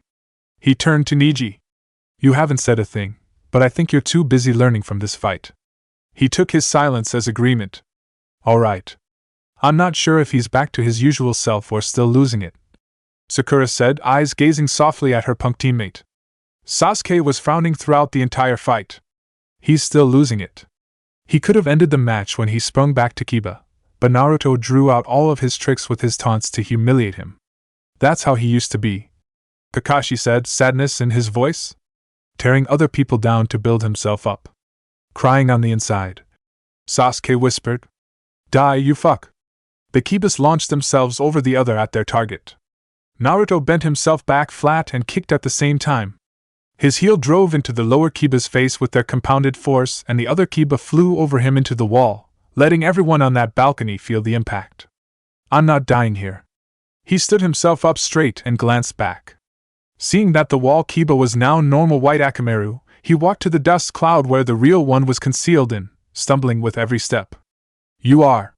Naruto, stop! Hinata shouted. He looked up and saw tears running down her cheeks. He parted his lips to say something horrible but couldn't find the words. There was no hatred, fear, nor anger in her eyes, only worry and sadness, just like there was the day they met. Blinking, the drive and lust for violence he felt faded. Okay. Winner! Hate, seeing Kiba and his dog both out, lifted a hand in Naruto's direction. Naruto Uzumaki! Naruto nearly fainted when he heard those words, falling onto one knee. Kakashi's body flickered over and held out a hand, but he slapped it away. He picked himself up, stepped forward, and fell onto two shoulders belonging to his other teammates. You really dragged that out, Sasuke said. Sakura had a blush as pink as her hair. Hinata really cried over you. Huh! Naruto looked to her, vision blurring. She was crying over Kiba. Why yeah, Kiba. I'm sure that's why she started yelling when you did. He hefted an eyebrow up. Why do you sound mad at me? I have plenty of reasons to be mad. What was that? Don't yell, please. Naruto grumbled. Everything hurts. It wouldn't hurt if you just ended it in that first attack. Sasuke shot him a look. I wasn't being stylish on purpose. I was trying to overcome an enemy by making him underestimate me in a wounded state, and it worked. You were trying to look cool and scare the hell out of anyone who doesn't know the real you. I'm sorry. Team 7 returned to their balcony, eyes all on their most savage and wounded member. They were the first team to pass the preliminary in full. Other than them, it seemed like the Sand team was the strongest, of which more than half were apparently beaten by just one member of Team 7. There were still a handful of matches left. Chapter 11 Hero. Team 7's last fight ended in victory, though no one left it feeling like they won. Naruto, inside still scrambled, stubbornly supported himself by the balcony railing. Kakashi couldn't meet his eye. Sakura leaned by the wall next to a still chakra-exhausted Sasuke. Naruto! Hinata called out again, cheeks dried of tears, and threw a wooden cylindrical container from her balcony to theirs. Kakashi caught it, opened it, and raised his only visible eyebrow at its contents. Ointment? Shouldn't you be giving that to Kiba? He yelled back and got smacked over the head by his female teammate 4. Hey! Sakura's face was pink again. Just take it, you dumbass! It turned red when Sasuke leaned his head over her shoulder. He has to figure out on his own, he whispered. I know, be you. Naruto laughed. You guys really can't stop talking about me. Oh, just shut up and rest. Sakura pointed at his reddening bandages. Your wounds are reopening. They'll heal.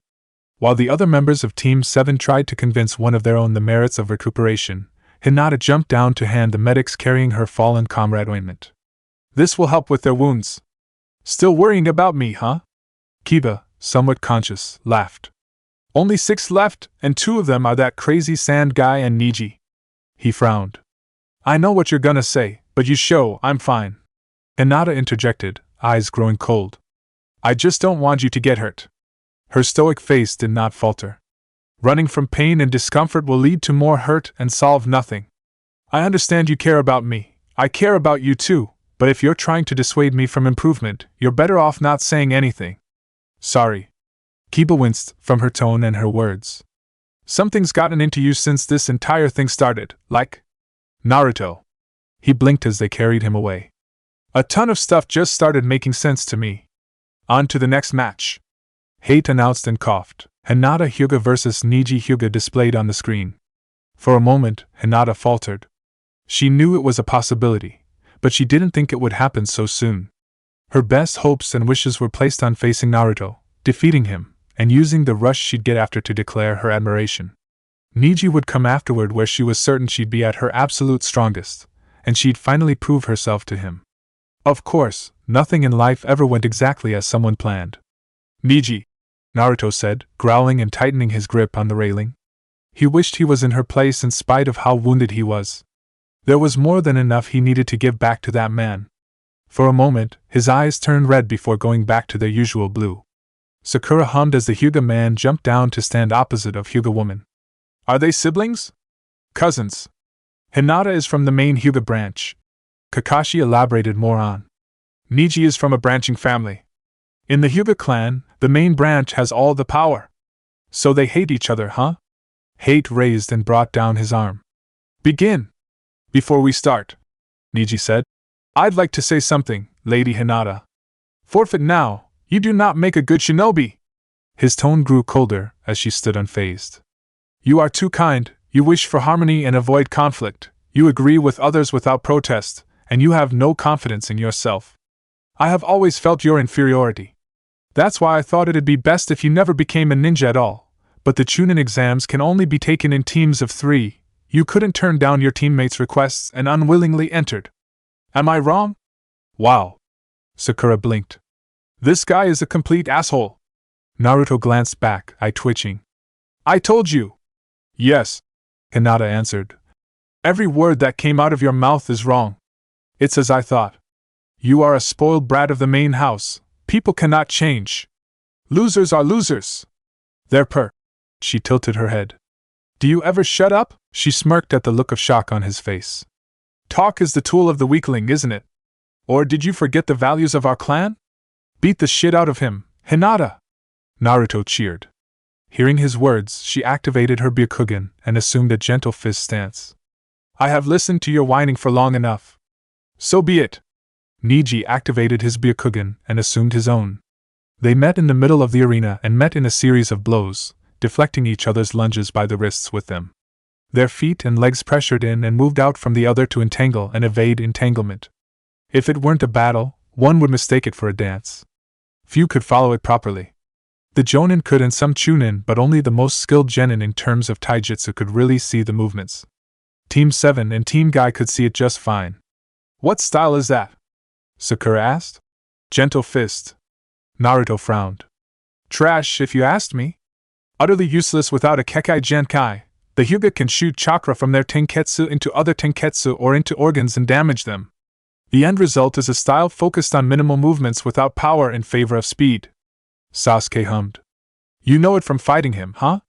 His concern grew as his rival did not answer, preferring to stare at the movements below. Hinata closed in and thrust her palm into his right rib, doing damage to his lung. Niji, seeing an opening in her attack, palmed his opponent just under the lower right rib and used the stunning liver pain to dot her arms and pokes before pushing her back and onto the floor with palms to her ribs, damaging both of her lungs in revenge for his own. This is the difference between talent no one can surpass. This is what separates the winner from the loser. This is reality. She picked herself up and coughed blood. Would rather die than give up ever again.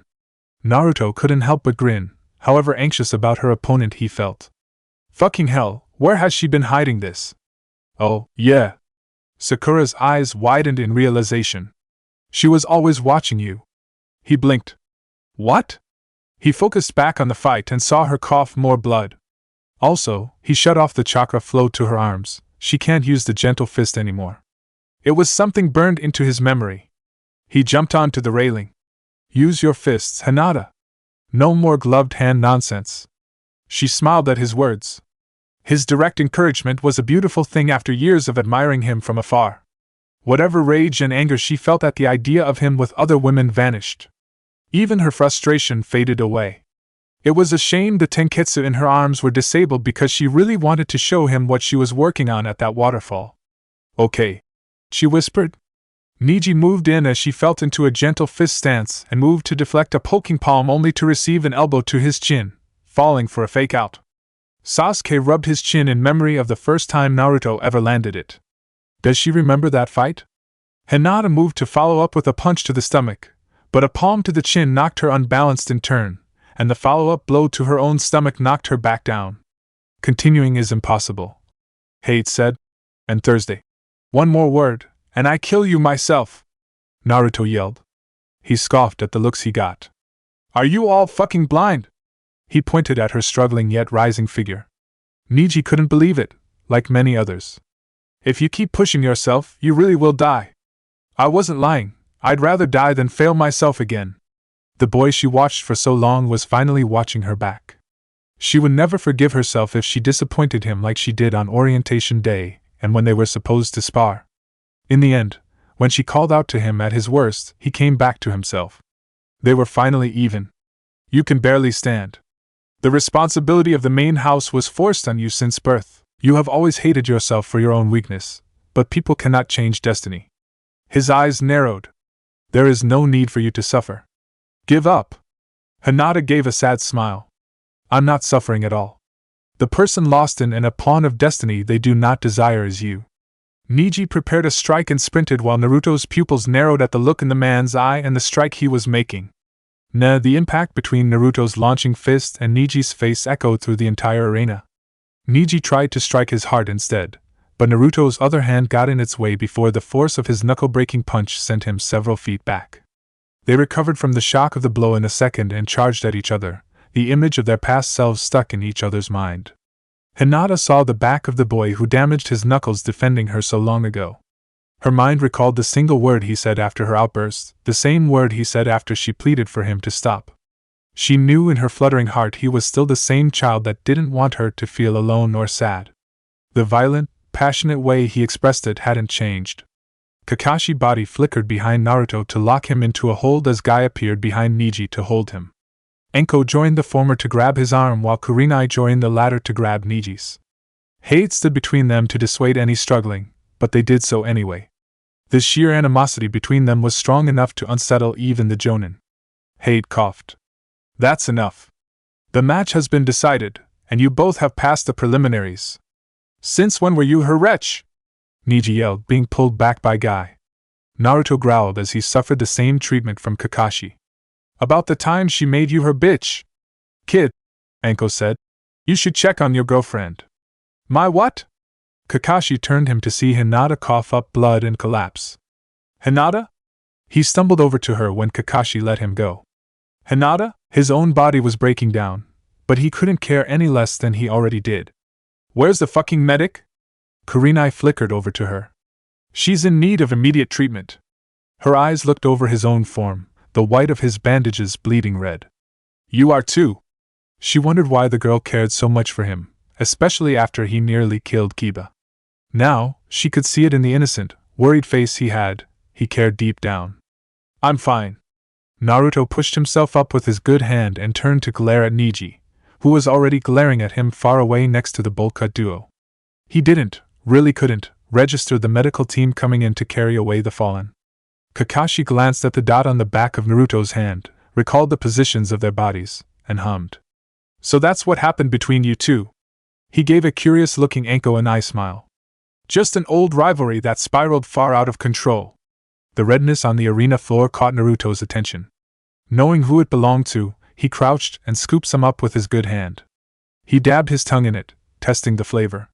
It was like licking an iron stand, but it was by no means bad. Orochimaru and Anko watched him lap up the blood with delight as most others felt disgust. Closing his hand into a fist over what remained, he held it out towards Niji. K-kiss! Ino yelled and pointed at him from her team's balcony. That touched her mouth. That's an indirect kiss. He looked up to raise an eyebrow at her. Fuck are you talking about? His face scrunched in confusion as she started crying. Ino folded her hands together, brought her arms close, and held them to the side of her head. I thought you were a perverted jerk, but I can see it now. She sobbed, shedding heartfelt tears. You're really a romantic, Naruto. I have no idea what that means. He moved to walk back to the balcony but collapsed into his sensei's arms. If I could move, I would beat the shit out of you right now. Kakashi shook his head. That's enough stubbornness and hostility from you. Right now you need help. And I'm giving it to you whether you like it or not. He flickered back to the rest of Team 7. Naruto. Sakura gently called out, body language similar to Ino. I didn't know you cared so much about Hinata. I don't. He mumbled. I just. Groaning, he looked up at the ceiling. He raised his bandaged, broken hand and remembered where the wrappings came from. Needed to repay her and fuck over Niji. Sasuke was frowning. Tell us what happened, now. You can't keep it to yourself after a stunt like that. Niji tried to kill Naruto when they were kids. Kakashi answered. Fuck you. He groaned, despising the worried and shocked faces of his comrade. It's my business, so none of you step in not knowing anything about it. We already had this conversation during our downtime. Sasuke said. He narrowed his eyes. If Itachi came back, would you want any of us stepping between you two? Naruto. Kakashi scolded. No, Sasuke admitted. But I expect you three to stop me from doing something stupid, like charging in when I'm still wounded and not thinking straight. At least he was defending Hinata. Sakura said. Well, yeah, I was defending Hinata. When she wakes up, she's going to be pissed at me, and I can't blame her. She frowned. You're joking, right? That was her fight, and I stepped in to ruin it at the last second. She lost already. Did I say match? Naruto scowled. Couldn't you tell from their words and attacks it was about something else entirely? He brought up his hands, balling them into fists. I could feel and see it. And she held on until I ruined it. Kakashi patted him on the head to calm him down.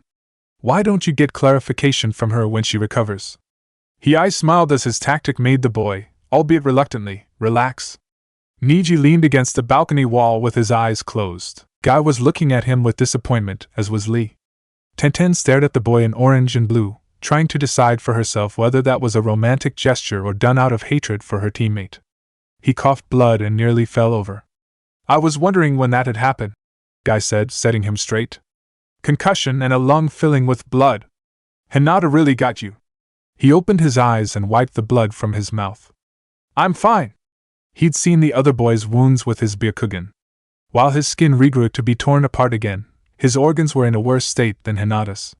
Naruto was still conscious, standing, and moving around in spite of that. This is nothing! Guy slapped him on the back, which only added to the boy's pain. I cannot fault your spirit! Orochimaru stroked the chin of the man whose face he stole. There was a flicker of red in the boy's eyes, but he didn't use it when he rushed to the girl's defense. While he denied any romantic feelings, he could see she held them for him. The Byakugan didn't interest him, but he never really looked into it. Perhaps he'd gain a new test subject along with a new body. That asshole could read Niji's style and movements, Kankuro muttered. Blinking, he turned to his brother and saw him shivering. The blood and the killing intent they felt was getting to him, and Naruto defending Hinata reminded him of something painful. Turning to his sister, she saw her looking, head tilted, at the boy in orange. Don't tell me you like him now. Hell no. Temari scoffed, eyes still on him. Just wondering what it'd feel like to have a guy drop in like that. He rolled his eyes. Women. Inching away from a slap, he held back a laugh. You're reading too much into it, Shikamaru said, eyeing a still-crying teammate. Are you really forgetting all that talk about fondling Kiba's sister? Ino whimpered. He was just trying to fight him at his best. She bawled even harder, and he stopped when Hinata cried out. Women are so troublesome. He didn't flinch when she slapped him. Live and learn, kid, Asuma said. Shikamaru twitched. How many times are you going to say that? Until you understand there are things you can't do or change in this world. He blew smoke from his latest cigarette. One of them being the way men and women are. He whispered. Troublesome. Hate coughed from the now empty arena floor. And now, the next match will begin. Everyone watched the screen announce the penultimate round. Gaara disappeared in a swirl of sand and appeared on the arena floor. Get down here! He looked to Rock Lee. Now! Yes! Lee sprung off the balcony. I have been waiting for this moment.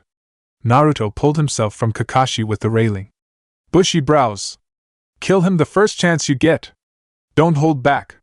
As usual, he cared not for the looks the others gave him. Thank you, F.O., I'm not exaggerating or worried about you. I'm telling you the only way you're going to win this. Lee shook his head, smile still on his face. That is unnecessary. Well? Naruto threw up an exasperated arm and faced his team. He's gonna fucking die. His eyes narrowed. Fire Crotch is a Jinchuriki. What tail? Kakashi asked, grimace in his tone. He parted his lips, remembered who made the observation, and shrugged. I just know because he told me. Apparently, he felt the cloak I made that day with Old Man Hokage and knew. Should we interfere? Sakura asked as the two started to face off. Sasuke shook his head. We didn't step in when Naruto started fighting, did we? This is Lee's battle now. He stared at the red-haired boy. Besides, I want to see exactly what a Jinchuriki not trying to resist is capable of. I'm never using its power again, if that's what you're worried about, Naruto said. Just curious. I know you'd never give in. Smiling at his words, Naruto watched the battle start. You've been quiet. Miss me? The tailed beast mocked. It was trying to get the boy to break down with its words, but he'd been doing a fantastic job of tearing himself apart as of late. The seal had weakened in such a short amount of time it thought the taunts unnecessary. Besides, its jailer was starting to overcome its jabs and even resist its influence because of them. No, I hate you. It's just odd. I see what you see, the battles before us and that old foe.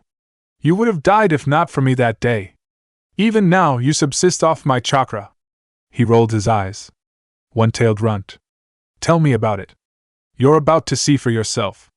They watched Lee rush and crash against sand. It absorbed his blows easily. Unfortunately, it wasn't fast enough to catch him from trying to flank. Shouldn't he be using ninjutsu if taijutsu doesn't work? Sakura asked. Naruto almost laughed. Lee was somehow even worse than me at making clones because he couldn't make one at all. All he's got is taijutsu. Perfect student for Guy, Kakashi said. Wait. Sakura raised an eyebrow. Then how did he pass the academy? Probably did something crazy like I did, Naruto said. Kakashi hummed. Knowing Guy, he probably put in a good word or tried to negotiate something, He hates seeing perfectly viable ninja thrown out over ninjutsu. The green jumpsuit-wearing boy jumped up into the air, escaping from the grabbing sand below. You are a powerful foe! Lee! Guy called out. Take them off! Boo, I allow it! Lee tugged off his ankle leg warmers and unwrapped weights labeled with the characters for guts. The rest of the sand team laughed. Guy's team looked on with interest. Everyone else didn't know what the big deal was, weights looking rather flimsy. And then they embedded themselves so hard in the floor dust clouds formed. Naruto voiced what was on all their minds. Holy shit! The assault continued. Gaara's sand managed to block a few blows, but it wasn't fast enough to guard now. Lee frontal flip kicked him right in the face before darting around to send him back with a punch. When Gaara got back up, sand crumbled away from his face to reveal a murderous grin, his skin actually being coated with it. I had a feeling. Naruto laughed. That bastard really is just like me. Sasuke nodded. Except his teammates don't stop him when they should.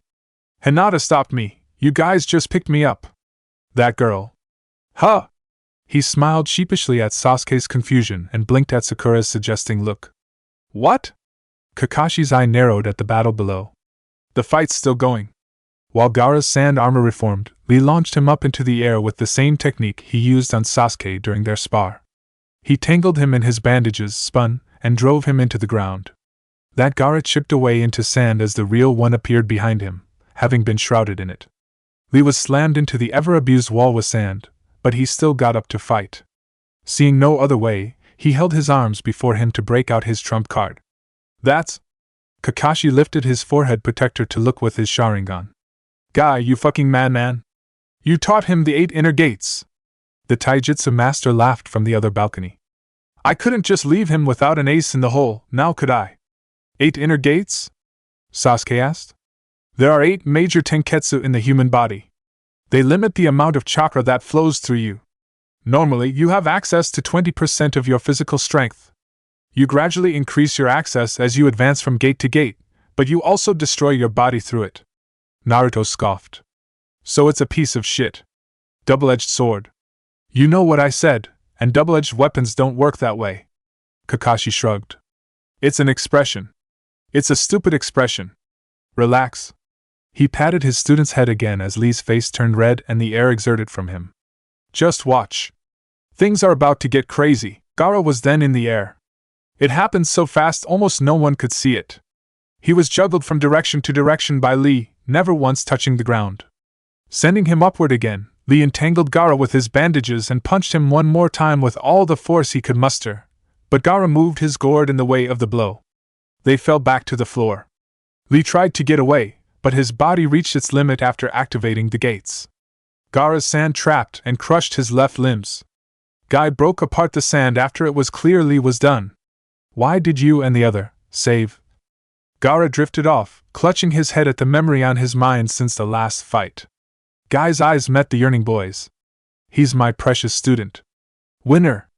Hate brought him arm down towards the only one of the two conscious. Gaara. Again, to everyone's surprise, Lee stood up in his usual stance, but he was clearly out of it. I told him. Naruto shook his head at the sight below.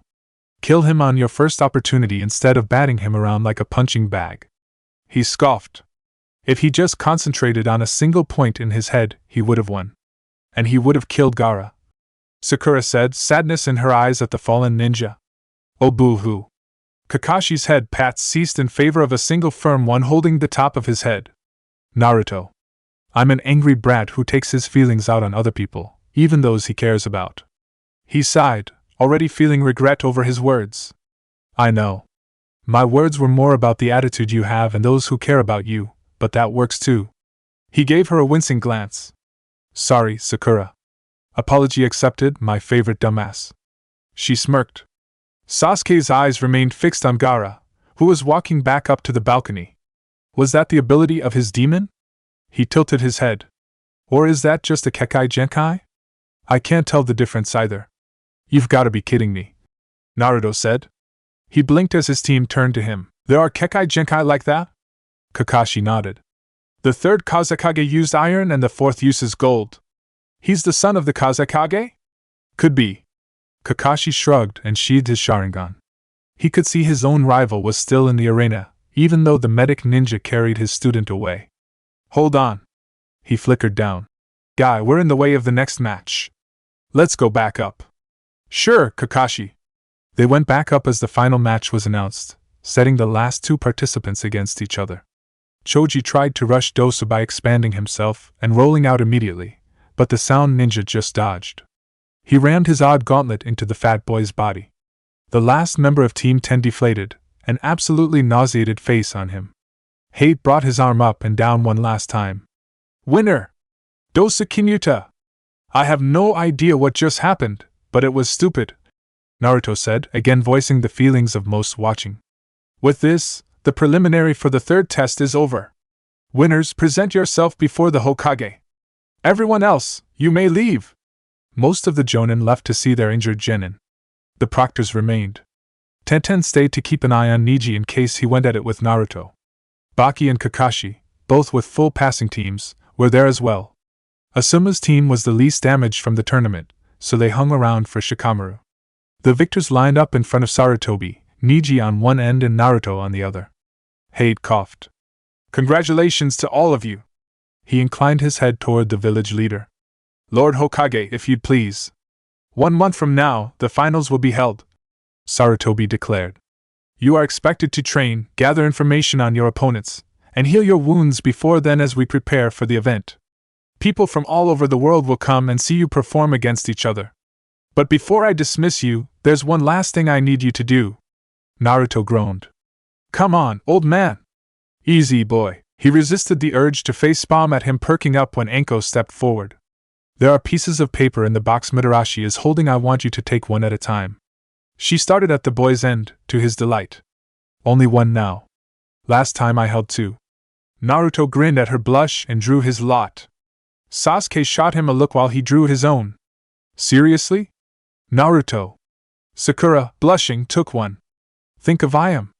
He tilted his head. Her tits are smaller. His body was in no condition to lean away from her slap. Ow.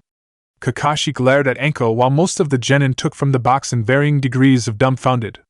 Ah, my little punk is growing up.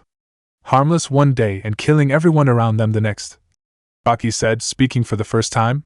Such are the growing years of a shinobi. Can only hope they kill the right people and do the right thing. Then again, the people you kill aren't usually done in for moral reasons. But an amoral ninja is nothing more than a loose cannon waiting to go rogue. Agreed. Sarutobi, seeing that all the lots were drawn, nodded. Now I want you to tell us the number you drew. He heard them obey and thought someone or something was playing a joke on him. Ibiki. The bandana man nodded before drawing out a diagram. It took him a minute, but he was proud of his creation. May I present it? Smiling at the Hokage's nod, he held his clipboard out for them to see. Oh fuck the hell, yes. Naruto grinned oh so maliciously at the first two names. He leaned out of line and glared at Niji, who was doing the same.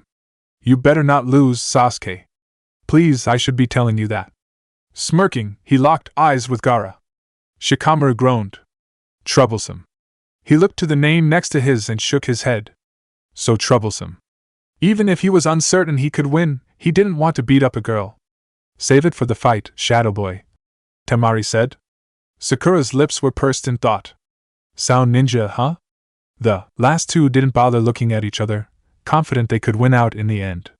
Any questions? Sarutobi asked. Shikamaru raised a hand. If it's a tournament, does that mean only one person can make Chunin? Not at all. There will be judges there to decide who makes the cut, the top shinobi of the village. The Kazekage and I will watch as well. Your abilities will be evaluated. Even if you lose your first match, you can make Chunin. All of you can become Chunin or none of you. It depends. He smiled. You've all done a good job. You are dismissed. Good. Naruto sighed and collapsed. Sasuke laughed while other people stared. Beat you again. He joined him. All of that talk about overexerting himself when you're just as bad. Sakura picked up Sasuke. Kakashi-sensei. He flickered over and picked up Naruto. Let's go before they die. And so they left. Some of the other contestants laughed at the spectacle before the realization set in. They were beyond wounded and below their best during the preliminaries. None, save Sakura, had seen them go all out. One of them was even wounded from their fight and still managed to put up one against a man Arena Shaker Lee considered his rival. And they had a month to get even stronger to face them. Only 3 felt confident enough to think they could. Chapter 12: Loneliness. After the preliminaries were over and the matches were set for the 3rd test, Team 7 hightailed it out of the half-burned forest to the actual Leaf Village hospital. Smoke clouded the sky, but they could tell it was sometime in the afternoon. Naruto and Sasuke weren't really dying. It was just hard for them to tell otherwise with the condition they were in and the exertion they forced on themselves. The emergency staff immediately got to work when they showed up, carrying them off in stretchers. Sakura, exhausted from running such a long distance, slumped against the nearest wall. Can they really help them? She took several deep breaths until her breathing started to even. Sasuke's body flickered to catch Naruto with me. And Naruto. Her lips quivered.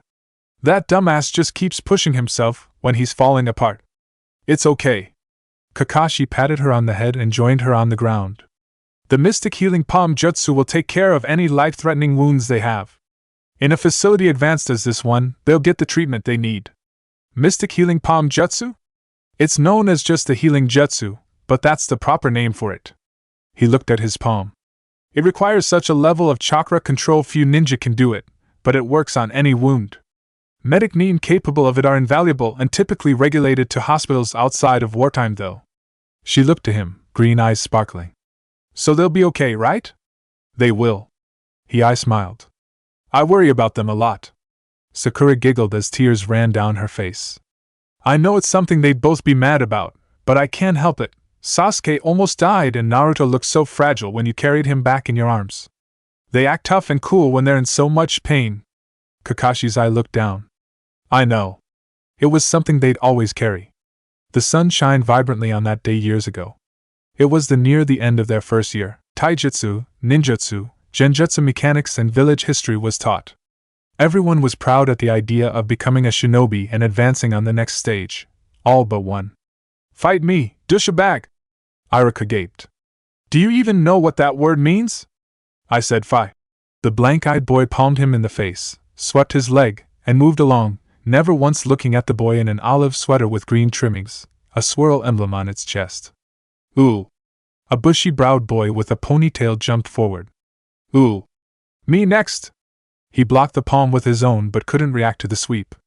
Well played, Niji! The boy didn't respond to him either, walking away to find a different opponent. He whined. I see you haven't given up either, Naruto! He turned to see the spiky-haired blonde boy with a bloody nose. Extending a hand, he smiled. Naruto slapped it away and tackled him to receive a headbutt to the face, sending him back. Screw you, bushy brows! Lee smiled. Spirited as ever. He held out his hand again. You know you want to take it. Go ahead. The two of you can cry about how you're nothing together. Go away. His blue eyes narrowed. I don't need you. The boy's smile only widened. That's the Naruto I know. That was how their sparring time usually played out. For the entire year, nothing but failure against those boys. One he couldn't resent, but the other he already did. The evening in the playground after he heard everyone but him pass was a moment he'd never forget. Fight me, douchebag! There is nothing to fight. Niji answered without looking at him, to everyone's shock. You will not join us, as a dead last. While you have not dropped out, you have failed in every capacity. There is no one here to congratulate you or scold you, and there never will be. Everyone understands you are a failure. The life you have will amount to nothing. Kinless, friendless, and meritless. You are nothing. He walked away. The tailed beast burst into laughter. I couldn't have put it better myself. Naruto stood there and shook. The words rang in his head.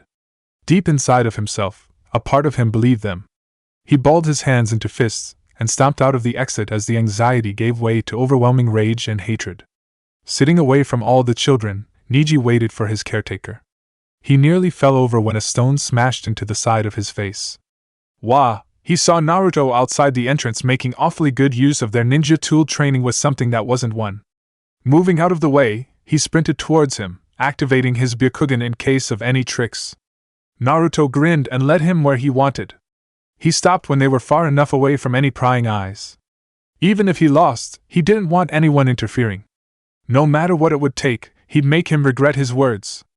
Niji dodged a punch, poked the tenketsu in his wrist, poked him in the liver, and dotted his arms while he was in pain before palming him away by the throat. Feeling confident, he moved to turn but frowned when his opponent rose. I meant to take you down in the first series of blows. After all this time, did you really expect me to give up? Another failure. He dropped into his stance and narrowed his eyes. I will put you out of everyone's misery, including your own. With one more charge, he rammed his fingertips into the center of his chest. This is the fate awaiting everyone. He turned and walked away as his opponent fell for what should have been the final time. And Niji!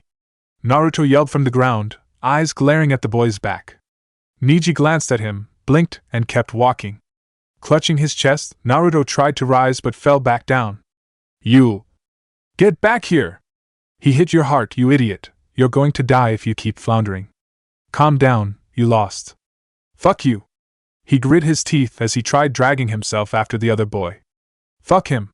Fuck all of you! You can fool those worthless gnats, but you will never fool me. The adorable way you shivered at those words. You know it's true. Naruto punched the ground. Shut up. Shut up. Shut up. Shut up. And then you'd be alone again, not that you could ever make me stop. That fourth Hokage of yours saw to that. Everything was decided for you on the day you were born. Why did he do that to me? He fell limp. I don't get it. Tears threatened to leave his eyes. What did I do wrong? You were born. At a convenient time, but really that's all it took. In the end, it was nothing to him. You were nothing. Whatever life you had without me would have been nothing. The only thing special about you is me.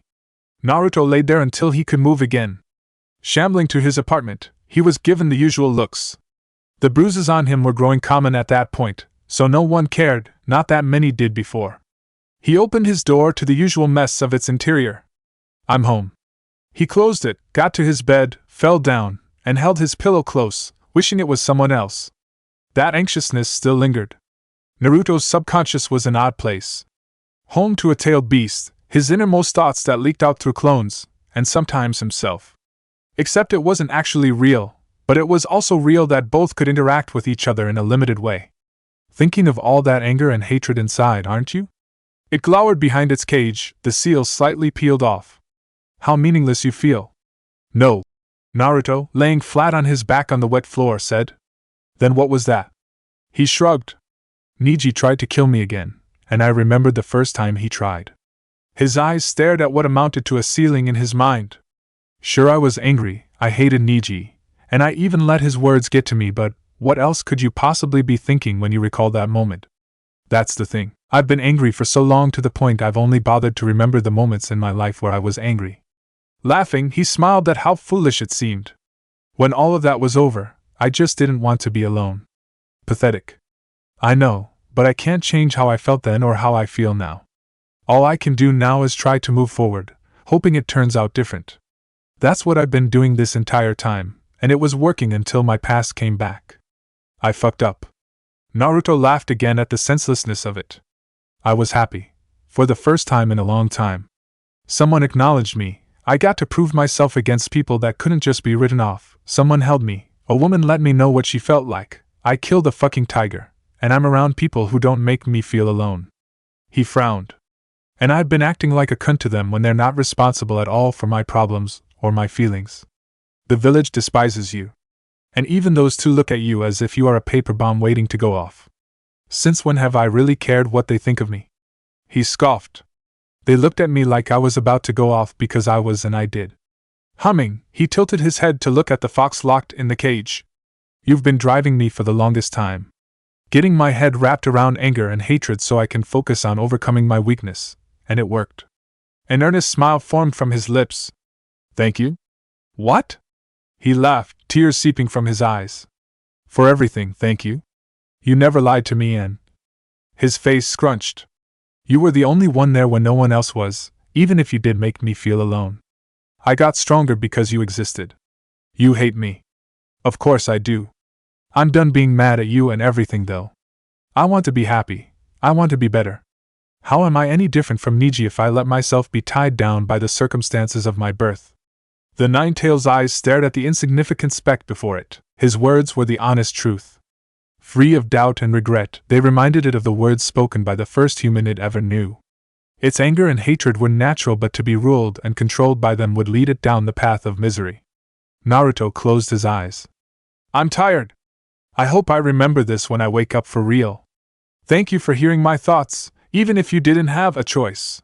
Both rested in that cavern, only the two of them could, keeping the other company even when they really didn't want to. It was the matter of their circumstances. Until they learned or knew how to change them, they would have to suffer and bear each other. Naruto and Sasuke's conditions were stable, but they occupied rooms on different floors.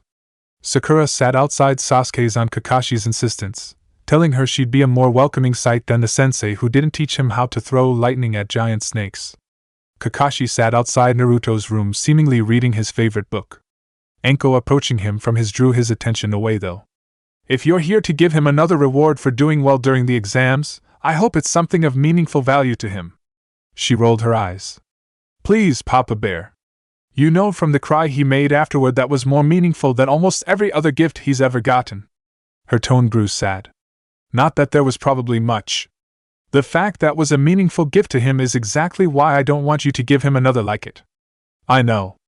Enko looked down. I'm sorry. Kakashi's eye remained fixed on his book. Moping is unbecoming of you, but the apologies are welcome. Besides, I'm certain you didn't come here for anything we've talked about. Any sign of him? She looked up, eyes narrowing. Not yet. The hospital staff? They've been warned and are either in rooms with other patients, or the lower floors. No Umbu? They'd only get in my way. Grinning, she tilted her head. Think I'm in yours? No, he answered. I was sure you'd come along sooner or later, and there are only 2 other people alive who might have a chance. You're not one and yet you're here? Kakashi shrugged. The chance I was speaking of was making out of the fight alive. I have no qualms about dying, if I take him with me. And here I thought you were a candidate for Hokage. I don't know about that. I may be good, but I'm not flea on sight order good or still the strongest even in old age good. He glanced at her, beaming at the implication of his words. I meant you have a chance because you were his student. Deflating, she pouted. You're no fun. She shook her head and laughed. You really don't know him if you think that. The mark on her neck burned. Speaking of him, he's here. I'm so jealous, Kakashi. Orochimaru's voice rang around them before they shot up and dropped into combat stances. Your lovely Sharingan, a prodigal Uchiha, and an Uzumaki teeming with vitality for students. Kakashi lifted his forehead protector. You're going to die if you touch either of them. The man's voice was almost whining. But I want both. The Sharingan and boundless chakra, but I can only really have one, right? A transplant constantly drains you, even when you're not using it. He knew from countless experiments and observation. Yet, that boy may have more than enough to bear the cost. Especially with the Nine-Tails to fall back on. Oh no. Eyes widening, he realized his intentions. Enko patted him on the shoulder as her curse mark activated. I'll hold him off. You go check on the Uchiha. Her gaze was determined and assuring. That sick fuck won't get past me. I can't believe I'm saying this, but I entrust Naruto to you. He patted the hand on his shoulder before taking off for the stairs. Alone, she created a shadow clone and drew shuriken from her pouch to breathe wind chakra over them. They were in a hospital, so fire-style jutsu were out. On one of the highest floors meant earth-style was out too. She was incapable of water jutsu nor cared for them. Wind and lightning, 2 opposing elements, were all she had to work with. The explosive clone trick was also unthinkable, as much as she loved doing it. While her opponent knew every technique she did, all she needed was a single opening. Taijutsu was out of the question unless she was absolutely sure she could get the real him into a hold. Then 4 Orochimarus entered her vision. 2 crept in from the windows at the ends of the hall she was in. 1 peeked their head out from a hall entrance, almost teasingly. The last approached from the direction of the stairs Kakashi ran to. I love and hate clones so much. She glanced at her pouting copy. You know I love you, baby. Their focus shifted to her enemies. I hate them. It would be the furthest thing from an easy fight. In all likelihood, she was probably going to die. Just so happened that she shared Kakashi's acceptance of death in the event it ended with her former mentors too. That would be a fitting end for her. Deep down, that's what she wanted. In comparison to Naruto, Sasuke was in fantastic condition. Then again, he wasn't skinned alive and boiled on the inside by a being composed of pure chakra living inside him. It was just a little chakra exhaustion, specifically the use of chakra after being exhausted of chakra. He recovered a lot in comparison to his state after frying the snake, but that set him back another day or two. Sakura wasn't sure if they offered co-patient rooms or if that was even a concept, yet she would have profited over going back and forth between them. Still, she could bear it for their sake. An almost entirely cloaked man in a mask appeared at the end of the hall, setting her on edge. The mask was similar to the one the man spying on Naruto wore, but it had just red marks rather than red and green. His movements were masked by the cloak. It was conspicuous purposely. Sakura stood up and stepped into the center of the hall to block his way. "Who are you?" "I'm with the Umbu." He raised a hand in greeting. "I've Ko." Ducking under a kunai, he launched himself forward to swipe with the edge of his hand. She redirected the blow by forcing her forearm against his wrist, already having seen a similar attack with the gentle fist, but caught his knee in her gut. Bobbing away from the same palm coming down, she punched him in crotch and jumped back to disengage as he did the same. Did that hurt?" "Yes." He threw away his cloak, revealing long black hair and his Umbu outfit. "What gave me away? Instead of asking me why I attacked, you attacked? Also, we already sat down with the Hokage. I'm sure he'd send more than just one guy. You would have made Chunin." With a flick of his fingers, the cloak he discarded flung itself at her.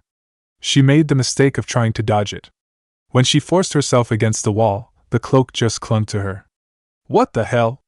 She reached for her kunai pouch. He looked from her to the door she was guarding and chose to walk up to the door. Priorities. He moved to enter the room, but it slammed open into him, knocking him down. "Sakura!" Sasuke called out. He set down his knocking foot and almost fell over stepping forward. "Seriously?" The masked man rose from the fallen door. "Does everyone on your team have some sort of death wish?" He pointed at the patient. "You're going to need at least a week's worth of bed rest. Minimum." Sakura cut out of the cloak and shared a confused look with Sasuke. "He does have a point. Priorities." He rushed the false Umbu, dropped, and tried to hook his leg with his own, but he jumped to the side, also avoiding a rushing blow from his teammate. The cloak, now in two, flew into and wrapped around their faces with some well-maneuvered fingers. The masked man put his palm to Sasuke's head and he fell limp. Sakura suffered from the same fate. Turning to retrieve his target, a lightning chakra-infused kunai nearly pierced his throat, digging into and leaving electrical scars in the ceiling. "Not a chance!" Kakashi's tone was particularly vicious. He dived in to grab Sasuke, but a beam of water tore through his shoulder and would have torn through the rest of his body if he didn't lay flat behind the boy. Tenzo, maskless, was on the other side of the hallway. "Go to Orochimaru!" He glared at the false Umbu bleeding on the floor. "This one's mine!" Kakashi nodded at his old friend before heading off again, the missing knee being a far greater concern. He of all people knew what the Umbu was capable of. If a wounded Sasuke and Sakura gave the henchman a hard time, Tenzo would be more than enough for him. "Well, it looks like this mission's a failure." The masked man rose, opened the nearest door, ran into the room, and jumped right out of the window. Tenzo ran over and looked from the broken window to the two kids on the floor. "Good thing we're in a hospital." He turned to one of the medical staff rushing to check the source of the latest racket. "Those two," he pointed to the half of Team 7, "are going to need your help. I'll pitch in." While he did want to help against Orochimaru, the spy was obviously there for Sasuke. It's possible he wasn't the only one. He'd safeguard the two until backup arrived. If the hospital weren't such a big place, it'd be harder for the abductors to accomplish their goals. There were jonin around checking on their students, but they weren't close enough to hear the commotion. Even if they did, they tried to defend their own recovering team members if the enemy was uncertain. Any enemy operating in deep friendly territory was always such a hassle because they had to be a force to even get to that point. The best anyone could do was hunker down until help arrived or get help, and he was there because the Hokage decided to put him back on, even though Naruto didn't want to tail. Ironic that probably saved him. Anko wasn't that much compared to Kakashi, by her own admission. The man was capable of all 5 basic elemental releases and knew more jutsu than he could remember the names of. Granted, he never used them to his fullest extent, preferring his self-made jutsu and fundamentals. Only Sarutobi and Orochimaru, to her knowledge, were capable of the same mastery. Others made a big deal about her 4 elements, but she didn't think much of it. Earth was useful for terrain advantage, lightning looked really cool, wind was deadly, and fire was only impressive in her book by how much wind elevated it. Water sucked in her and a lot of other people's eyes because the level of skill you needed to make it not suck and to even use it away from any source of water. Out of her 4 elements, she only used 2, maybe 3 if she were sent off on a mission. The only time she felt proud about it was when she was still his student, and he wanted her to learn them all, like he did. She stepped into the hall and flung a wind-infused shuriken horizontally and the other diagonally after, so their wind blades wouldn't intersect. Her clone took her place in the one leading to Naruto room, made several hand seals, held out her arms, and shot lightning from her palms at the attempting to flank her, turning them into shadow clone smoke. The Orochimaru at the staircase latched onto the wall with his chakra and crawled toward her through one of the 4 gaps free from the wind shuriken. "You love that little trick! I hate I learned it from you." The Ankos drew more shuriken, infused them with wind chakra through their breath, and turned the hall into a death trap. Seeing the presumable clone actually twist and ease between the cutting wind, one made hand seals and pointed at the center of the hall, shooting a miniature bolt of lightning right through into him before he can escape and rendering him smoke. "I really wish there were more ranged lightning-style jutsu." "So do I," the playful Orochimaru said, slit snake eyes still peeking out the hallway corner. Her clone poofed out of existence as her curse mark grew in response to her anger. "Am I just a joke to you?" "Anko," a familiar, weathered voice behind her said. She turned and saw Sarutobi glaring at her, eyes full of disgust. "What th? You are a disgrace!" His hand tightened on his cane. "Every time I look at you, I can see the filth you crawled out of. No wonder my despicable apprentice took you in. You are as depraved and amoral as he is." A warm, pale hand touched her shoulder. "It's okay." It drifted down to her side as its owner wrapped his arms around her. "I still love you. I always will." Shedding tears, Anko released the genjutsu with a seal and let the curse mark finish her transformation before she ran over to punch the giggling onlooker. "I hate you so fucking much!" It turned into smoke, to her disappointment. "Where's the real why?" She froze. Spinning on her heel, she ran to the door of Naruto's room and flung it open. Orochimaru had one hand stroking the top of a bandaged, comatose Naruto's head and the other holding a finger to his own lips. "He's sleeping. Don't you dare. Are you angry for his sake or angry that I threw you away?" He cooed at her seething form. "Or are you jealous of him?" "Anko!" Kakashi called out as he ran to her. She didn't look away, sure he'd disappear with the child if she did. "I fucked up." Orochimaru chuckled at the shocked expression on the other Jonin's face. "Come now, did you really expect to outdo me?" He smirked at his glare. "I always The Sharingan eye spinning into a slanted pinwheel made him shiver. Anko stared as space distorted around her old mentor's head. "What the?"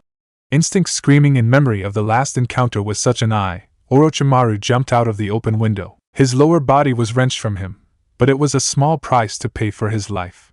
He started making hand signs before he even impacted the ground to make his escape.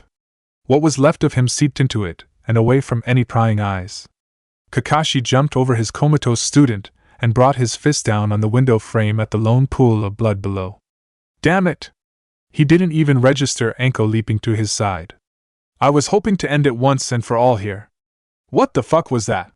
She kicked the lower body of Orochimaru between the legs. "Did you just use a space-time jutsu?" She raised a blackened eyebrow at his Sharingan eye whirling back to normal. "What the fuck?" He poked one of her jutting fangs, pinched her teary golden cheek, and pointed at one of her golden eyes with its blackened whites. "What the fuck is this?" "It's..." Anko raised a hand to rub the back of her head as her features returned to normal, the burning flame marks retreating to her neck. "Something I developed with Orochimaru." She pointed at his Sharingan. "Your turn." "The Sharingan has a 4th stage." Kakashi covered the eye in question. "I'll hide yours if you hide mine." She giggled. "Sure, who else are weirdos like us supposed to trust?" She glanced at Naruto. "He won't stop. Once he decides on something, he doesn't give up." She looked to him with determined eyes. "I know how to buy us time. I'm all ears."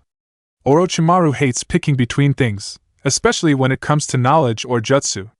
What he said earlier was the truth. He wants Naruto's body and Sasuke's eyes. He came after them because they were together in one place. If we split them between two different positions, he has to sacrifice anything to attain one. He'll never be able to make a move. Kakashi shook his head. Naruto and Sasuke are practically inseparable. They train, eat, and have recently taken to sleeping next to each other in the woods. That's really sweet but kind of gay. Anko blinked and laughed at his narrowing eye. Not that there's anything wrong with that. It would hurt them, and they would distrust us. It's already happened once with the Umbu you fought with in the Forest of Death. Naruto's been declining since the Chunin exams began, but it's too late to have him or Sasuke back out now. They're going to want to train over the next month. Then we have them do different training. You show the Uchiha how to use the Sharingan, and I take your lovable, feral, perverted brat to teach some ninjutsu. She raised an eyebrow at his still narrowed eye. It closed. I trust you, but I expect that boy to still be innocent on the day of the finals. Innocent? Anko scoffed. He was going to kill that Inuzuka kid and couldn't shut up about wanting to bang his sister. You know what I mean. Kakashi I smiled. Oh. So, hypothetically speaking, if that Hyuga girl tries to throw herself at him, or outright rape him to finally make him realize she's head over heels in love with him, I have permission to cockblock your student. She tilted her head. Yes. Even though Hinata is likely in a similar medical state, and likely to be stuck in it for longer, yes. You have permission to cockblock my student. Good. If I end up having to rough her up, I'll tell Hayashi you gave explicit orders to defend your student's virginity at all costs. I'm glad I can depend on you. Kakashi looked to Naruto. I hope he takes the news well when he wakes up. He seems really desperate to lose it, so he's probably not. He turned to her in full and grabbed her by the shoulders. You two are so much alike. It is legitimately hard for me to be mad at you because I see the picture of him in your smug, stupid face. Even though half of the body belonging to your outlaw mentor is at our feet, you are still making the same biggest childish, inane remarks I have ever heard in my entire life. He gave her right shoulder a pat and started walking toward the door. I'm going to go tell the staff the threat is gone and check on the other one. Closing it behind him, he left with no further words. Anko started laughing, holding her sides. Oh fuck, the look on his face. She grit her teeth and fell to her knees. It was like he thought he was dreaming. Her forehead met the ground as her laughs turned to sobs. I don't know why I'm like this. She pushed herself back up and sat with her back against the wall, the blood-pooling lower body of Orochimaru by her side. Am I as lonely as you are, kid? That question would be answered in time.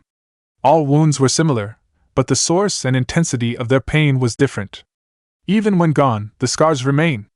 Those never faded, but time always went on. And time, more often than not, left them with more. Naruto was covered in them. Chapter 13 Blue Bird. Orochimaru's assault on the Leaf Village Hospital and attempt to kidnap two of the Chunin exams finalists was the furthest thing from unnoticed. Sasuke was moved immediately to his old home since his health needed the least monitoring. Naruto remained in his hospital room, but the security around them both was more than enough for even a Kage. Kakashi, Tenzo, and their old Umbu teammate Yugao guarded the last Uchiha. In place of the two normally monitoring the Jinchuriki, Anko and the only other person in the world thought to be on her rogue mentor's level. Naruto's eyes fluttered open. Where the hell? He lifted his upper body and saw a silver-haired man sitting to his far right, and a woman he was certain there was a chance of copulation with to the far left. They said you need a month or two to regain consciousness. Anko scoffed. And you get up in a week. It's been a week? He jumped out of bed, making them get out of their seats in turn. The odd man stepped in his way. Easy there, kid. You've still got some internal damage, skin's all patched up though. Who the? He shook his head. Who are you? He frowned. I need to train. You will. There are some things we need to tell you first, Anko said, voice uncharacteristically gentle yet serious. The stranger nodded. Some things happened while you were out. What happened? Naruto's eyes scanned the room. Where's Kakashi? His brow furrowed. Where are my teammates? Orochimaru tried to grab the two of you at the same time, but Kakashi and Anko here chopped him in half. He raised an eyebrow and relaxed. So that bastard's dead? I hit him with an exploding shadow clone, and he was still walking. Anko frowned. Even if me and Woody the test tube baby toasted the real thing back in the forest, I doubt that was enough to kill him. Wait, you're the reason why the forest of death burned half itself down? The stranger asked, face scrunched in confusion. She blushed and pointed at the boy. His friend blew a massive fireball way bigger than what we did. He was being chased by a giant snake, one you and that asshole with spy guy left alive. Naruto deadpanned. You have no idea how many memories that brings back. The man shook his head. Orochimaru, you death by snake-loving bastard. The bandaged boy crossed his arms. Okay, who are you? I'm starting to get mad, and I really want to do something else right now. Who am I? Anko groaned. Ah fuck. He began bouncing on one big sandal-wearing foot. Myope, no. Naruto dropped, swept the leg as the foot landed, and got up as the stranger hit the back of his head against his chair. Anko, covering her mouth with her hand to keep down overwhelming laughter, made him grin. What do you say we get out of here? A firm hand on his shoulder made him blink. The stranger turned him to face eye to eye. They told me you were a problem child, angry at the world and the village for looking down on you for something you have no control over. You act out, hurt people, and say the most obscene things. I understand now. I have no idea who you are, a dozen questions on my mind, and a fight I've been waiting for so long in 3 or 4 more weeks. His eyes narrowed. I'd spit in your face, but I am trying really hard not to be that person right now, so please fuck off me. It's true, he went on a rant during a match before he went coma about how thick his opponent's sister was. Talked about spanking her fat ass and suckling her big tits. Even almost started tap dancing about it near the end. Anko laughed at the memory. Naruto blushed and glanced at the woman. That bastard was holding out on me, the one suckling at her tits was supposed to be our love child, and I was baiting him into a perfect attack that I was trying to time. How thick are we talking about? The man asked, letting go and giving him space. It was like 4 years ago, but I swear she had tits the size of my head when she was barely turning about 15. He held out his hands and squeezed in accordance to the size he remembered. Same as her ass. The stranger held a hand to his chin. Damn, that's thick. I know, right? Anko drifted off. While she didn't mind the boy thinking like young boys did, she wasn't sure about the influence of the other man. Kakashi would ironically have less issue with her watching over Naruto instead of him. His lust needed assuring feminine feedback instead of assuring forever virgin masculine feedback. She knew because she didn't like them getting along. Didn't you want to train? Naruto glanced back at her. Well, yeah. Where's my team? You're not going to be training with the rest of your team, the stranger said. Why not? He focused back on him. Sakura finally proved she was approaching our level. We were going to start training together for real. Anko frowned. So long as Orochimaru wants you and Sasuke, you can't be in the same place. He's like a selfish playground kid. He wants all the toys, but he can't do anything except cry if they're split between people he's scared of. Me and this guy can scare him off. Kakashi and his old Umbu buddies can too. Why not just guard us all together in the same place then? Because he's likely to do something catastrophic to get to you too. Believe us when we tell you he can. Splitting you is our best course of action until we can deal with him, the stranger said. You've got to be kidding me. Groaning, he looked to the grown man. I still don't know who you are. Anko saw an opening to save them both from the pain of him attempting his entrance. He's Jiraiya, one of the legendary Sannin. He was taught by the third Hokage, and so was Orochimaru. Both are Sannin. Old man Hokage taught that freak? He asked, looking back at her. It's a long story. She looked at the dejected legend's face. He'll tell you about it while we're training. Jiraiya held up a hand. Hold on. I agreed to watch over the kid, not train him. She nearly sighed in relief. Then I'll take care of that end. She glanced at the kid in question. That good with you? I did promise to teach you a trick or two. He glanced at her chest before nodding. Better you than that pervert. Hey! Jiraiya pointed an accusing finger at him. You're looking at her boobs and we're talking about that girl with me a moment ago. It's okay when you're cute or handsome, Anko said, walking over to ruffle Naruto's hair with one hand and pinch his reddening cheek with the other. The man deflated. That's so unfair. Welcome to life. That shouldn't be news to you anyway, old man. She giggled as the boy moved his head with her ruffling hand. I can tell this one's going to grow into a looker. With my training, he'll be the deadliest and therefore hottest guy in the village. Naruto began bouncing on the balls of his heels in excitement. Let's get started then. I know just the place, Jiraiya proclaimed with ulterior motives. It was an unexpected change, but there was nothing they could do about it. The boy was back to his stable, growing self. Whether or not it'd stick remained to be seen. He was seeing past it for a silver lining, and he'd come to appreciate it. Tenzo and Yugao watched out on the roofs of the Uchiha compound. Sasuke hadn't lived there for years, but they didn't want any potential civilians caught in a potential crossfire. Kakashi, while Sasuke got his bearings, was teaching Sakura while the boys were out. She found the place unsettling due to the past history and absence of anyone else. More than a few times, she'd find Sasuke staring at the floor of the room or the emblem outside on the compound walls. It wouldn't do either of them good to be there long. Sasuke balled his hands into fists, relaxed, got out of his futon, jumped, stretched, and walked to the training area where almost all of his team were. I've been in bed for too long. Dropping her hand signs, Sakura looked to him. Sasuke! Naruto woke up! Her relieved expression changed into one that'd give most people the impression she was about to cry. But Kakashi gave him to that woman. I did say we were going to split you for your own good, their sensei, Nozenbook, said. When it first started, I thought we were going to have to stop Naruto. She pointed at the one-eyed man. But it was you the entire time. He peeked out to shoot her a look. Don't be so dramatic, it's only for the rest of the month. I still don't think this is a good idea after how he was during the preliminaries, Sasuke said. Naruto woke up in a great mood and was actually excited after the news settled. Sakura whined.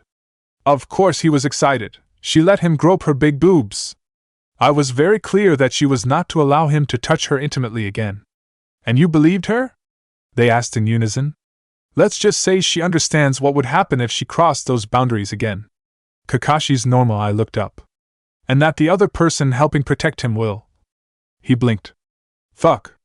She's going to take Naruto away. Sakura turned to her twitching teammate. Sasuke groaned. We're going to hear about it so many times. He never shuts up. Shaking his head, he walked out onto the grass, having overgrown without tending. I need to make up for lost time. Are you sure you're ready? Kakashi asked. He made several hand signs and blew an average-sized ball of fire towards the sky. Was that acceptable?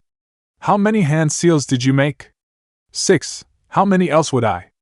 Kakashi made half the number of seals, tilted his head up so they wouldn't see him move down his mask, spat a bigger fireball into the sky, and put his mask back to face his surprised students. Your chakra control needs work.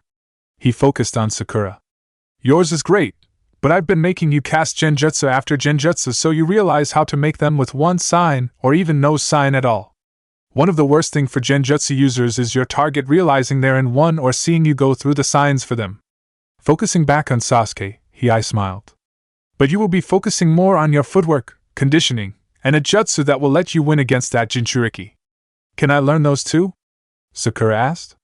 It'll distract from your genjutsu training, but if it's what you want. She raised a hand to stroke her chin. Specializing is good on a team, but I am about to fight in a solo match. You only used one genjutsu against Ino, Sasuke said. Your enemy will be expecting it and watching your hand signs. He looked to Kakashi. That fake hunter leaned back and waved used one hand to make signs. Do you think Sakura can too? One-handed seals, huh? I only knew one ninja who could use them, Kakashi said, mind drifting back to an old memory. Sakura raised an eyebrow. Who? The fourth Hokage. Well, that's out as a possibility, huh? She raised a hand to rub the back of her head. I'm way below the level of a Kage. Sasuke shook his head. Our opponent wasn't on that level. They were good but not that good. I'm sure it's just a level of great chakra control. You're right. He said as much. Kakashi felt nostalgia for a time long since past. You spoke with the fourth? That's not important. He looked to his female student. If you practice your jutsu, I'm sure you'll reach that level. You got tree walking down in literal seconds on your first try. She nodded at his words and blinked. Wait, you knew Lord Fourth? Everyone knows the fourth. That's not what I meant. It's really not important. Hiei smiled. Okay. So are we going to train or? Kakashi looked to Sasuke. How open are you to using the walls and infrastructure of your clan's compound as target practice? I'm closed. He frowned. Then let's pack our things and move somewhere more acceptably destructible. He focused back on Sakura. Can you get permission from your parents to leave for a couple of weeks? Going to just tell them I am. You are a lovely daughter. Neither knew the full extent of their opponent's abilities. They'd need to refine themselves or develop an ace in their sleeves. A chance of death existed in both fights, and they weren't going to back down after making it to the final stage. Even if they had to fight each other, they'd see it through. Jiraiya led Naruto and Anko to a series of lakes created by waterfalls half-naked women frolicked about. They were far away enough to not be noticed unless someone really concentrated, but in spying distance for those with keen eyes. Nearby bushes also obscured them. It was something both of them expected. Whatever the case, it would do. All right. Anko fished an odd piece of paper from one of her waist pouches. She held it out to him. I want you to channel your chakra into this piece of paper. He raised an eyebrow as he took it into his hand. Okay, I guess. Concentrating his life energy to his fingers, he directed chakra into the paper, and it split in half. Huh! Anko jumped. Yes. Your affinity is wind. You have no idea how glad I am it isn't something stupid like water. She held out the palm of her hand. There are 5 basic chakra elements: okay fire, shitty water, cool lightning, useful earth, and awesome wind. Everyone has an affinity their chakra is inclined towards, but you can learn how to mold your chakra into other ones with training. Cool! What affinity is your chakra? I can mold mine into all but water, so that's irrelevant at this point, but I want to say fire? She tilted her head, pulled out another paper, channeled her chakra into it, and watched it burn to cinders. Yeah, fire. Naruto began bouncing again. Am I going to learn that razor wind shuriken thing? In time. She held out her hand, letting his bouncing pat himself against it. The vacuum blade jutsu needs a degree of chakra control. First. She grinned and narrowed her eyes. Strip. She took back her hand when he froze. What? Take off your clothes down to your boxers or widdies or whatever the hell you have on. I don't care if you're not wearing anything either. Oh, okay. Turning red, the boy did as instructed, leaving himself in his orange boxers and forehead protector. Anko raised a hand to her chin at the graph-like scars all over his slightly toned body. You fought in that condition with your insides all messed up. He flexed. Work through the pain. He struck a pose. I'm built different. She giggled. But can you walk on water? Oh, that? Naruto returned to standing straight. Haven't tried it, but I can climb trees. It's a little harder. Try walking on that lake over there. Ah. He deflated, realizing why he was nearly naked. She patted him on the head. I was given specific instructions: protect you from Orochimaru, teach you in Kakashi's place, and defend your virginity at all costs. Ah. I'm sorry, you're gonna have to wait for that Hyuga girl to grow up to get anything. Anko snickered. Naruto walked out of her grasp towards the body of water and shook his head. Why does everyone think Hinata and I are a thing? Maybe because you jumped in to save her and tried so hard to beat the shit out of the other Hyuga? That was because of a completely other thing. He channeled chakra to his feet and set one on the water. A little different from tree climbing. You cried her name out and stopped when she cried out yours before you killed that Inuzuka kid. He stepped into the center of the lake and shifted his weight around, getting a feeling for the odd false ground he stood on. I was in a shitty place, and she dragged me out of it. He looked at his previously broken hand she bandaged years ago, and the one she bandaged before the start of the first test. Stopping me from taking my shit out on Kiba was her helping me really. I could barely stand by the end of that fight. Anko tilted her head. Where did you learn that timing thing anyway? Fighting Sasuke. Naruto jumped and splashed water around him without sinking. That Sharingan of his makes landing attacks hard, so I attacked when he blinked. Kiba's nothing compared to him. Even Lee. He frowned. All of that strength and speed without the head to use it. Precision, timing, and instincts. She quoted. He walked back to her. Zabuza was stronger than Kakashi, but Kakashi handed him his ass when he didn't have to worry about us. Skill is better than ability. It's best to have both, though. He blushed as she pet him. What now? I guess I'll teach you the vacuum blade jutsu. Can you teach me the exploding clone thing first, Enko grimaced. About that, you do know how the shadow clone jutsu works, right? It splits your chakra evenly between you and as many clones you make. Naruto answered. Yeah. You know how the clone I made exploded? What do you think caused that? Chakra? Half of what I had left, to be specific. I got, like 10 to 15% back. She laughed.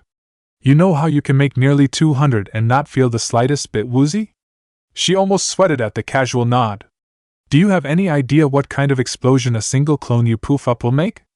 Holy shit, I'm a walking ball of paper bombs. The smile on his face made her feel immense fear. I'm not sure if I should teach you it, but if I ever do, please have a clone's clone be the one that sets itself off because you'll probably just end up killing yourself otherwise. It's okay. She cooed and held him close, easing herself and his growing disappointment. Enko knows best and wants you to live, so you can become a Fleon-site level hottie. Those are a thing? She caressed his blushing face and tilted his head up to examine the resemblance. Yes. Stepping back, she drew some shuriken from one of her pouches. The vacuum blade doesn't need hand signs, but it needs you to infuse ninja tools with wind chakra. Infusing her breath with it was a reflex at that point. She held a shuriken up and blew over it, making the sharpened metal glow. You just need to get the ratio right, or it won't form correctly or vanish too soon. A flick of her hand sent the vacuum shuriken flying into the air. Wow! Naruto stared as the glow expanded from the shuriken, turning it into a wind saw with a metal core. Yup. She handed him one. Simple, deadly, and efficient. Best kind of jutsu. He took a deep breath, focused his chakra into his mouth, exhaled onto the shuriken, and threw it. A frown formed on his lips as it sent a gust of wind everywhere rather than forming blades. Damn. It's going to take you a while. When you throw your shuriken or kunai, relax your arms. Think of them like whips. You're not trying to stab your opponent from afar, you're going to go through them. Go taut with the release. She handed over another. Thanks. He infused the shuriken with chakra and threw it with better technique yet with too little wind to create the blades. A part of him was grateful he made sure to bring extra ninja tools with him every time after the fight with Zabuza. Hours of tries passed. Naruto began making clones to retrieve all the failed shuriken he threw not far into it. Jiraiya never dropped in, preferring to peep at their neighbors. Enko pointed out whenever his technique was short, gave him advice on how to better himself, and created a clone to fetch Dango for them. He insisted on Ichiraku, but she was having none of it. Takeout ramen was just wrong in her eyes. The sun was starting to set when he finally threw a proper vacuum shuriken through several trees. Yes. He jumped with a pump of his fist. Holy shit! Turning back, he saw his new teacher applaud him. I actually did it! I'm surprised you're not chakra exhausted by this point. Enko giggled as he ran over to her, a bounce to his step. Still, you should throw another to see if you have it. She flinched at the fallen trees. Just aim FO. Another vacuum shuriken sawing through the trees behind the ones already cut down stopped her. Save something for the loggers. Sorry! Naruto raised a hand to rub the back of his head. I just feel so excited right now. He jumped up and hugged her. I haven't learned a new jutsu since graduation day. Blushing, she hugged him back. Kakashi been holding out on you. Basics and fundamentals will get you farther than spitting fire and shooting lightning. He mocked. He let go and shook his head. I get what he meant, but I'm missing something. Genjutsu needs super good chakra control, and I don't have it. The only ninjutsu I had was making clones, which go away in one hit. Good for grappling setups but not much else. Well, you can use the vacuum blade jutsu now. She patted him on the head. Keep practicing with it but be careful what you throw your shuriken at. To truly master a jutsu, you have to be capable of using it by expending the most efficient amount of chakra. I know you have reserves for days, but it's still important you conserve and better yourself. Yes, Anko-sensei. Stepping back, she began rubbing the back of her own head. Stop! Just Anko. A warm laugh left her lips. So formal, especially after what we did. What happened to the rabid punk back in the preliminaries? Naruto smirked. I was just being a stupid asshole. Tired of being that guy. I want to be happy. That is, way too fucking cute. You want me to show you how to do one more jutsu before the end of the day? He nodded, face reddening in embarrassment. I would like that very much. It might seem kind of redundant when you know the vacuum blade jutsu, but this has two different forms. She made the shadow clone sign and another her walked more than enough distance away. Picking up one of the ninja tools from the pile, she threw it at her. Her clone went through 5 seals and clapped her hands together. She did the same slightly later. The shuriken was blown back at her by a gust of wind and she corrected its course by directing hers through an extended palm, poofing the clone. The Gale Palm Jutsu can launch ninja tools faster, away from you, and veer away fireballs if you keep your hands closed. She showed him her palm. If you shoot it from your palm, you can insulate blasts of lightning with the right timing, blast fire back and greater at your enemy if your wind's powerful enough, also knock or launch ninja tools yet with less affected area, or just knock your opponent back. That's awesome. Anko tilted her head from side to side. Still needs 6 hand seals. I can pull it off with 4. How come it takes you 4? Experience with it and chakra control. It needed hand seals, so I just relied on the vacuum blade jutsu instead for my ninja tool appliances. If you learn some fire jutsu, you could create an even bigger fireball with a clone using it alongside your Gale Palm. Cool. Naruto blinked and blushed. Can you show me the hand signs again? I forgot. Snake, ram, boar, horse, bird, and clap. Like how you focus chakra into your breath, you should focus on concentrating it in your palms. She went through the hand seals again slowly for him to see, creating another gust. Got it. Snake, ram, boar, horse, bird, and clap. He whispered the sequence to himself and let his academy muscle memory of going through the seals do the rest. The gust that emerged from his palms was fierce yet wild, creating an uneven wind. That also might take some time. Same time as the vacuum blade? She shrugged.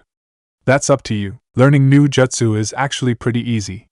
Mastering and knowing when to use them is hard. There are some people that can use jutsu requiring a dozen hand signs with just 1 or none at all.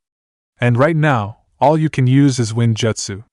Learning how to mold your chakra into other elements aside from your affinity takes a lot of work too, granted it varies from person to person. You can use 4 out of 5. Naruto started jumping again. Can you teach me how to use fire for combinations? I'd recommend getting a feeling for wind jutsu before you try hopping on to another element you don't even know how to use yet. Anko almost cooed at his broken dreams.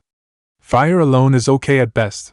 They cause terrain damage, can annihilate an enemy if you can actually get a hit with the big ones, and look pretty enough. Except they cost a lot of chakra, require some preparation so you can land a hit, and there's a perfectly good element right beneath our feet, not even strong against it, that can be used as a shield. Seems kind of unfair. Welcome to life. I'm not saying all fire jutsu are bad. Just most of it's situational at best. All jutsu are really, but fire jutsu especially. Then what's wrong with water? She scoffed. What isn't wrong with it? Chakra out the wazoo when used away from a natural source. To use them without water you need to be skilled with it already. And you need a good level of chakra control to use the good shit, which you could match with the basic vacuum blade that took you a quarter of the day to learn. A master of any element is a threat, but that doesn't make having the worst limitations of any element better. So wind really is awesome, huh? He went through the hand seals and created a weaker, albeit wider, gust of wind. It's the rarest of the elements for a reason. You, me, Kakashi, Old Man Hokage, and even that disgusting Orochimaru are beyond the peons who lack it. Be grateful you were born with it as your affinity alongside the fuck tons of chakra you have. Another failed Gale Palm couldn't stop him from laughing at her facetiousness. I appreciate it, but I won't let myself get tied down by that kind of thing. Is what it is. Look at you all zen and shit. She giggled. I'm happy. I feel at peace with things. I remember what that feeling was like. Anko frowned. It's hard keeping it, and a lot easier to lose than it might seem. Her eyes were warm and tone-caring.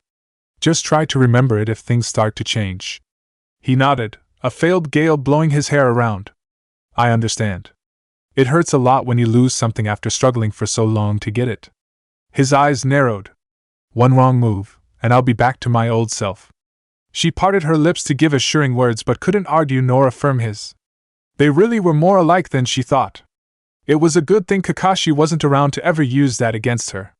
Jiraiya was too distracted with the women playing in the waterfall nearby to hear anything. A few more hours passed and it was dark. Naruto was back in his clothes still practicing the Gale Palm Jutsu.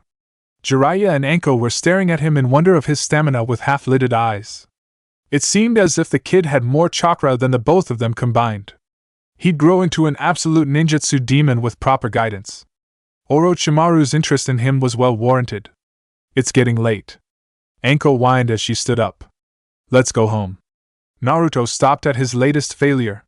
Aren't you supposed to guard me? Whose home do you think we're going to? Mine? She pointed at herself. Guess again. Oh, Anko, I never knew you liked me like that. Jiraiya yawned. Sorry, but I prefer admiring you from afar. I'm fine sleeping next to you, though. You get the couch. She started walking. And what do I get? Naruto asked, following. The bed, my guest of honor. He smiled. Then where are you sleeping? Next to you. She held him to her side with one arm. Those whisker marks make you look very cuddly. Lucky bastard. Jiraiya spat. They made their way to the Midorishi residence, a sparsely decorated small apartment on the outskirts of the village. The Sannin jumped onto the couch and nodded off in a matter of seconds. Anko led Naruto to her room, the only one, and got settled next to him on the bed after throwing off her coat, to his immense pleasure. Is this place really yours? Naruto whispered. Anko nodded, eyes closed. I hang out in the village most of the time. Her arms held him close. You're very warm. He almost laughed. So are you. You can hold me too, you know. Oh, okay. Arms shaking, he coiled them around her. Are you really tired? Nodding again, she yawned. That fire you have is something. I don't anymore. She nuzzled against his cheek. He raised an eyebrow at the 3 comma marks on her neck but stopped himself from saying anything when he realized she was asleep. Closing his eyes, he actually managed to make himself join her. The warmth he felt from her body made it easy. It was the first time someone held him while he slept. Tears ran down his face sometime during the night. They'd remember that day forever. Chapter 14 Bonding. Anko and Jiraiya got to experience for themselves what Naruto did for most of his life. The route they took to the lakes and waterfalls was close to the hospital through the woods last time rather than the village itself. It was a look typically given to strangers who stood out or were public nuisances, except the boy was born and raised in the Leaf Village. They noticed him smiling or waving from time to time in an attempt to relieve the underlying tension, but his gestures were met with more disgust. Hey! Anko put a hand on his shoulder. You don't have to force yourself to smile. He slid his own hand over hers before returning it to his side. I'm not. Just trying to test the waters. Not gonna fix what I made worse in a day, should've expected that. He chuckled. Besides, I hate them. This is fun. You've got a really twisted sense of humor, kid, Jiraiya said. Should've seen me make it rain over one of those gas mask-wearing douchebags from the Rain Village. Anko shot him a look, parted her lips, blinked, and held on to her sides laughing. You are so awful. What? You. Jiraiya glanced at him with judging eyes. How could you do that? He tried sneaking up on me when I was taking a piss. Made me go through the effort of beating him up and trying to interrogate him. Really, he was asking for it. That's like committing a war crime. You don't do them in fear of your enemy doing the same. Next time you encounter a rain ninja, don't be surprised if they give you the same treatment. Anko scoffed. Name a single war where there wasn't war crimes. Plenty ninjas have been prosecuted for them. Have they? Have they really? She inclined her head towards him. Well, I hope so. Jiraiya took a deep breath and sighed. There's too much injustice and hatred in this world. Naruto hummed. People are ignorant and short-sighted. Scared of things we don't understand and hypocritical about things we think we do. Doubt that will ever change. The pain of our mistakes doesn't always teach a lesson. He blinked as they both looked at him. What? He frowned. What? That was poetic and insightful of you. Jiraiya answered. A bit cheesy, but yeah. Anko nudged him closer to her. You've been through a lot, haven't you? Blushing, he raised a hand to rub the back of his head. The past 2 months or so of my life have been pretty crazy, actually. Feels like years has passed. Started rocky, but I think it's turning out all right. Just remember you die in the end. That's a bit grim, don't you think? Jiraiya shot her a look. She shrugged as she pinched Naruto's whiskered cheek. Gotta enjoy it while it lasts. Is what it is. If it ends in nothing, good and bad are washed out. She smiled at the understanding look in his eyes. I'd be more terrified of an afterlife, really. As if we and everything will be peaceful just because we're dead. When you make it sound like that, the prospect of oblivion does become appealing. The boy laughed. We're alive now. Isn't that all that really matters? He hummed as Anko ruffled his hair. Life is complicated. Values, trauma, and experiences vary between everyone. To some people, life is precious and everything. Some view life like a chore they're stuck in. Then there are people who think life is nothing but meaningless suffering. I like to think most people are unsure, aware of their own limitations as human beings, but they're often too sure their view of life is the correct one. Might seem innocent until you come across someone in unflinching belief life is twisted and must be changed, no matter what the cost is. But I suppose that's me being too sure my unsure view of life is the right one. Jiraiya took a deep breath and sighed. And here I thought you were just a perverted old man, Naruto said. He shot him a snide look. I'm not that old, and I am the pervert. He pointed a thumb at himself and smirked. Try as you might, you will never reach the levels of my perversity. Anko held the boy even closer, narrowed eyes on the Sannin. I won't let you or Orochimaru corrupt him. He flinched and deflated. That is ice cold, Anko. He glanced away. I'm nothing like him. I know. Naruto looked from her to him. What did happen with Orochimaru? Was he always a creepy asshole snake guy? Believe it or not, he used to be adorable. Jiraiya felt blood rush to his cheeks. I mistook him for a girl, an exotic pale-skinned and odd-eyed girl, when we first met. You! The other two said in unison, imagining them together as they were now naked. I said he was cute. If I had my old teen photo, I'd show you what I meant. Not my fault he went too far with the androgynous snake thing. Anko looked out into the distance. He had this pretty boy handsome thing going for him when he began his experiments, but he just got worse as it went on. Naruto shook his head being petted by a hand. I refused to believe that guy looked handsome. He glanced up to his temporary sensei. What were his experiments for? A part of him wondered if that was a mistake when her neutral expression soured. A better question would be what weren't they for? Genetic experiments to replicate Kekai Genkai, ninja tools, poisons, sealing jutsu, forbidden jutsu, curse-sealed jutsu, genjutsu, and ninjutsu. Anko's expression grew even more dour. And I helped him with all of it. Orochimaru's one of those people who thinks life itself must be changed. He wants to be immortal, see if he can do everything, and learn everything. We wouldn't know just how far he fell if it weren't for you. She scoffed. How noble of me to after I helped. Just took him growing bored of me to hero up. Aren't I the fucking best? She blushed as her temporary student locked his hand with the one she had on his head. Sorry. I lost it for a second. It happens. They returned to their previous training area with no further words. Much was said all three needed to ponder. Besides, there was training one needed and was aching for. Yesterday's success with the vacuum blade jutsu left him excited to finish the gale palm jutsu to learn more after. Nearly half a decade ago, a figure in a black cloak wailed up to the gates of the Leaf Village. She didn't bother keeping the hood up. There was no point in trying to deceive anyone. Better they realize it was her sooner. Welcome to the hidden Leaf. The Chunin with the bandage strip over his nose drifted off. Her brown eyes glanced at him. It had been years, and her hair was down. Can I help you? She didn't have to look at his partner to realize he was drawing a ninja tool. Of course Izumo would notice. Clucking her tongue, she tilted her head. Still lazing through life, at Kotetsu? You look like hell, Anko. He stepped forward, taking hold of one of the sword handles on his back. And we're taking you to Lord Third. Good. I was worried I'd have to be stopped by some other dumbass duo. She slowly lifted her arms and held her palms flat. The two flanked her but never once turned away. As they went through the village, passing ninja and Umbu joined in the escort. For the civilians, it was somewhat startling. Why one person would warrant such a large guard was only known to Jonin, members of her generation, the Umbu, and the Hokage. It dispersed when they reached the Hokage residence, leaving everyone to wonder what would happen next. She sat across from Sarutobi alone in a room. On the table in front of them were research notes, locations, and even sketches of underground base layouts.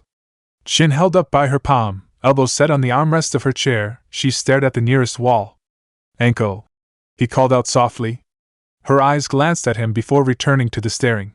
If you need to check me for genjutsu or hand me over to a Ibiki, go ahead. You won't find any, and I'm sure Scarface would love to get back at me for that time during the Chunin exams. I know you're not. Orochimaru would never attempt espionage as straightforward as this. Then what are you waiting for? She turned to him. Kill me and get it over with. You know what I've done. He puffed his pipe. Since when did you care for the consequences of your actions? His eyes narrowed. He grew bored of you. Do you want to rub it in before, old man? Not exactly your style. Neither is you moping. Rising from his seat, he walked around the table to her. She closed her eyes. Finally. She stiffened when he embraced her, just as he did when Orochimaru and her were still family to him. Gritting her teeth, the lingering anger she felt emerged. Oh, fuck off. It's okay, Anko. She began shivering. After years, his warmth was still the same. Her arms wrapped around him. I loved him so much. Sarutobi understood her feelings well. So did I. We all did. I thought I was different. I thought I was the only one he'd never toss away. But that just made me boring to him. Couldn't even try to kill him afterward. I'm pathetic. She let the tears fall from her eyes when the old man only held her closer. The information she provided was vital, leading to the destruction of multiple labs. Anbu and Jonin reported Orochimaru leaving one after a brief encounter. She was held for a brief time, reinstated as a Chunin, and quickly made Jonin with the skills she gained as a rogue ninja. While she wasn't completely accepted by her old friends, she was tolerated at the very least. The home she came back to was always empty. Naruto was going at his training with the Gale Palm for hours. While the vacuum blade got him to start feeling for ratios in his chakra, the Gale Palm was a more complex technique. He really could supercharge it or just have it flick kunai away with the right amount of chakra. It'd take him far more time to get that down. The basic gust to hasten ninja tools and blast to push people back was in his reach though. Anko, whenever she wasn't watching him, was daydreaming about the past when she looked to the sky. I think I've got it down. He turned to his sensei, laying back on the stones by the lake. With growing excitement, he bounced on the balls of his feet. Can I learn another jutsu? She lifted her upper body. Easy there, tiger. You already learned 2 new jutsu in the past 2 days. Don't you think you should practice with them more after learning their basics? Knowing a lot of jutsu doesn't make you a good shinobi. You're starting to sound like Kakashi. He stopped jumping and pouted. Well, he was right. The amount of jutsu I know that I actually use you can count on one hand. She stood up, walked over, and patted him on the head. Kakashi is even worse than I am with that lightning blade of his. She scoffed. Man literally knows well over 100 jutsu, and I've only ever seen him use that. There was the Sharingan space-time fuck-off Endai jutsu, but she made a promise to keep it a secret. What's the point of learning how to spit fire and shoot lightning if you're never going to use them? Anko laughed. Like I said the other day, jutsu are situational. The simpler ones are better because you can find a use for them in almost every situation. And not all of us have chakra reserves to last us literal days. She shot him an almost jealous look. When I was your age, I'd be dead from chakra exhaustion if I tried the same thing. You've been using the same jutsu for several hours straight. Is it that a big deal? Naruto asked, tone the epitome of innocence. Yes. She ruffled his hair. I swear, you have the chakra of a tailed beast. She's not wrong. I do? He blinked in realization he spoke aloud. Flinching, she lifted a hand to her chin. Never seen one myself, so I wouldn't really know, but your reserves are probably on the level of Old Man Hokage, if not above. You'd probably be a match for the one-tailed runt. Don't flatter yourself though. He's the weakest, hence the name. Just, what are tailed beasts? No one really knows. They're like walking natural disasters. Word is they reform after they're killed, but the people that can pull it off can be counted on one hand. Besides, we just seal them away. Naruto looked down. I know. This is all you though. Anko leaned to put herself at eye level with him. None of that red stuff from the tower on you. She frowned. Do you always have to keep that down? It comes out when I'm angry. Been trying to be better so that stops happening too. On the bright side, not being angry has made me realize a lot of things and made it easier. Petting him again, she smiled. You're a strong kid, especially for your age. Can I learn fire jutsu now? He asked with a blush. Like I said, you're better off focusing on what you have now. It takes a lot of training to learn an element you have no affinity for compared to one you do. Wait a minute. Naruto raised an eyebrow. I didn't train to learn how to use wind. Anko chuckled. You did. When I instructed you how to use the vacuum blade jutsu, you were learning how to mold your chakra into wind. Some people recommend learning how to cut leaves with your chakra, but how lame is that? She stepped back and smirked. Yours truly learned wind the same way she taught you, actually trying a wind jutsu until coming out with both, saving time and dignity. It's because of my breath, right? Yup. Breath is wind. When you were infusing it with chakra, you were learning how to make it wind with every attempt. The reason why a lot of yours didn't work was because you also didn't get the chakra right either. I showed you how to do the gale palm after because it needed you to know how to make your chakra wind. Then how do I make it fire? He deflated at her no-nonsense look. Fine, I'll practice just the two jutsu. She smiled. Ah, you're so cute when you're disappointed. Maybe I'll show you the summoning jutsu if you've improved. Is it snakes? His eye twitched. Yes. Then you can keep it. It was her turn to become dejected. I swear they're cute and cuddly when you get used to them. Just imagine the muffled screams and cries of the enemies you feed to the big ones. She closed her eyes and held up her arms, dancing her hands from left to right. Magnificent. You know you're actually pretty scary. Naruto grinned. But I really like people like you. He laughed at her blushing face. I thought. I didn't back and wave with Zabuza, but he turned out to be a pretty cool guy. He frowned. Being a shinobi, treating a person who was almost his son to him like nothing, and acting like a monster really fucked him up. I wasn't there, but you should watch out for that. Enko looked away. There are some people who seem pleasant, cool, and reasonable yet are really monsters on the inside too. Sometimes it's not just an act. People do cruel things every day for no real reason at all. I know. Do you have any other jutsu you're willing to teach me? She raised a hand to her chin again, tilted her head in thought, and stared at the boy. You're not planning on killing that Hyuga boy for that Hyuga girl, are you? If I were going to kill Niji, it would be for myself. Naruto nearly scoffed. So you are planning on killing him? No. I mean, I don't think I should, but... He frowned. Are you asking for my sake or for his? Just asking. You are trying to be enlightened now, right? Raising a hand to rub the back of his head, he hummed. Yeah, the thing is I can talk a lot of good shit, but I'm not sure if I can keep it together, especially when it comes to him. His hand returned to his side. I really do hate him. There is nothing I find redeeming about him as a person, and I think things would be a lot better if he died. He laughed. Exactly what he thinks of me. Well, I don't think revenge for whatever happened would be good for you right now, so I am going to show you one last jutsu. Enko smiled and patted him on the head. I trust you, and I don't want you to doubt yourself by refusing you. She giggled as his face turned a bright red. Just try not to tell the old man I taught you this. She walked a few steps back and pulled out a shuriken. Why? It's... She shrugged through it, and went through 8 hand seals. The single shuriken turned into a stream, littering the trees in front of them until the bark could barely be seen. A second after, they poofed into smoke, leaving only their marks and the original behind. Kinda fucking overkill, and he invented it. Naruto started jumping. Holy shit. I want that. He looked to her with gleeful eyes. Can I do that with the vacuum blade? Can I do that with Gale Palm? The vacuum blade works by infusing a ninja tool with wind chakra. The Shuriken Shadow Clone Jutsu works almost exactly like the Shadow Clone Jutsu with more hand signs, so it'll only duplicate the Shuriken itself. But you can boost their speed with Gale Palm. She laughed nervously at his sheer enthusiasm. What are the hand signs? Ox, dog, dragon, rat? Ox, dog, dragon, rat, dog, boar, snake, and tiger.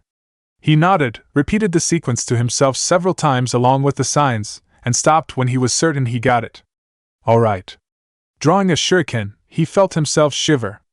It works exactly like the Shadow Clone Jutsu, right? Uh-huh, just focus on the shuriken instead of yourself. I'm going to go all out. Wait, WH. She jumped back as a sea of black metal crashed into the forest, marking every tree and the ground in the spaces between them. Holy shit. Naruto hopped in joy after her as the clone shuriken popped out of existence. Thank you so much, Enko-sensei. She patted his head and stared at the carnage left behind, imagining people in their path. No problem. She looked down at his ecstatic, pink-faced self. Just promise Anko-sensei you'll try to use a lot less chakra next time, or old man Hokage's really going to kill her. Is it a forbidden jutsu? He looked up to her face, trying to ignore her breast for once. No, he's just picky about who learns it since he views it as his responsibility. He scoffed. Name something he doesn't. I know, right? Laughing, she set the boy down. Jiraiya, stirred by the commotion that occurred several seconds ago, ran from his peeping spot and slowly lost speed at the sight of the ruined forest in front of them. What the hell? Please don't tell the old man. Anko pleaded. It was hard to earn his trust. Oh, you taught the Chakra National Reserve the Shuriken Shadow Clone Jutsu. He drifted off. Yee. He twitched. What were you thinking? I don't get what the big deal is. Naruto chimed in. Look at the forest. He held out an arm towards it. It's something out of the landscape during the Third Shinobi World War. Awesome. No. Anko held the boy close. Please don't take him. He's cute and cuddly. Don't forget dangerous. A pleased Naruto smirked. I noticed. Jiraiya shook his head. There is a limit to what you should teach your students. Well, I'm not your student now, am I? Don't give him any ideas. She picked him up and nuzzled his pink cheek. You want to stay with me, don't you? She giggled at his fast nod. The Sannin smirked, held out a hand, and created a swirling ball of pure visible chakra in it. Want to learn this? Don't you think that's a little too powerful? His tone grew facetious. Like the Shuriken Shadow Clone Jutsu? She rolled her eyes. I was going to say obvious. She whispered to herself. How long will it take me do that? Naruto asked, staring at the ball of chakra in wonder. Jiraiya blinked. How good's your chakra control? I'm going to stay with Anko. That's probably for the best. He dispelled the powerful jutsu. The victorious sensei licked the boy's whiskered cheek, taunting the failure and rewarding the other's faithfulness. You're so sweet! Her eyes narrowed with mischief. I'll be sure to make you into a man. That's my godson, the loser whispered to himself. It was a bizarre mix of anger, jealousy, pride, worry, and fondness. He looked to the woman next to him. And that's basically my adopted niece. Naruto, as much as he enjoyed it, slipped out of her grasp. I have to get back to training. No way in hell am I going to let Sasuke or Sakura leave me behind. The three went back to their usual places. Jiraiya was thankful the only crashing wave of clone shuriken didn't disturb the ladies next door. Anko was relishing in her victory over the Sannin.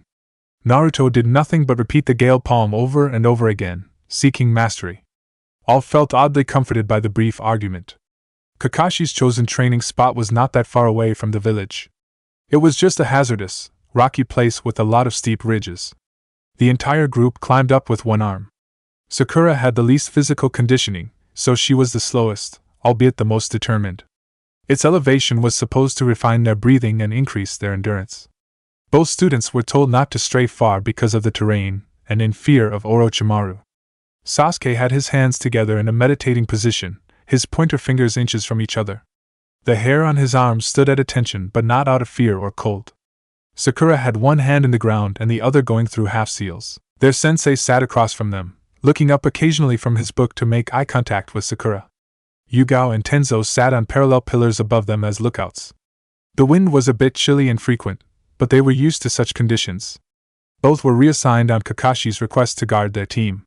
It was a chance to see an old friend, and a chance to use it as material to tease him about later. They noticed he was slower and less refined.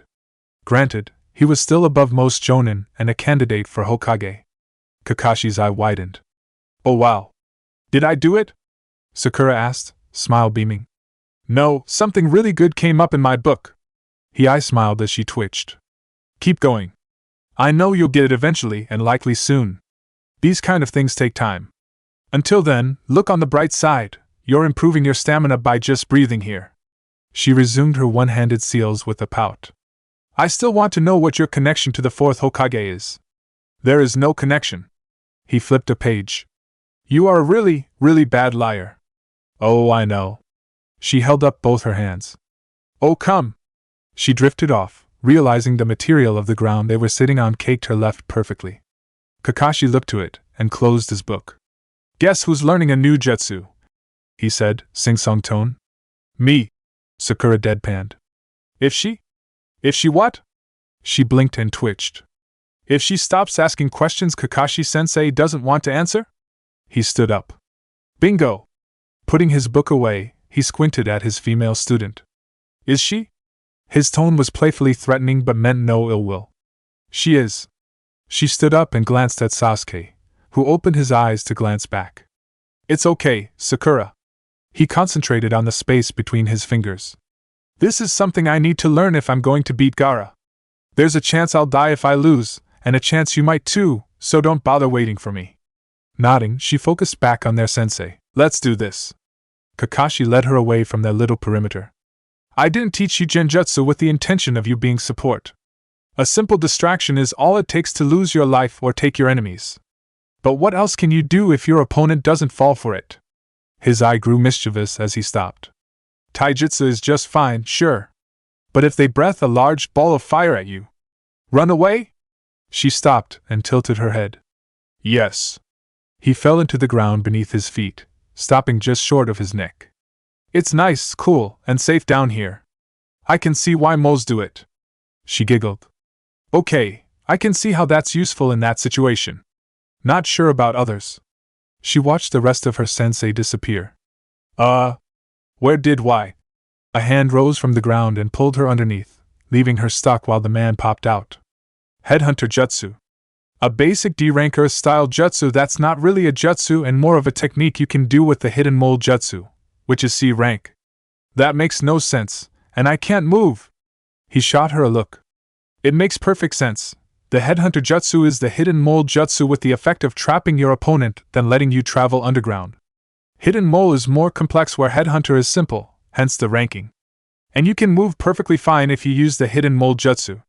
You didn't teach me how. She glared at him. Didn't I? No. She froze, closed her eyes, and channeled her chakra into the earth around her.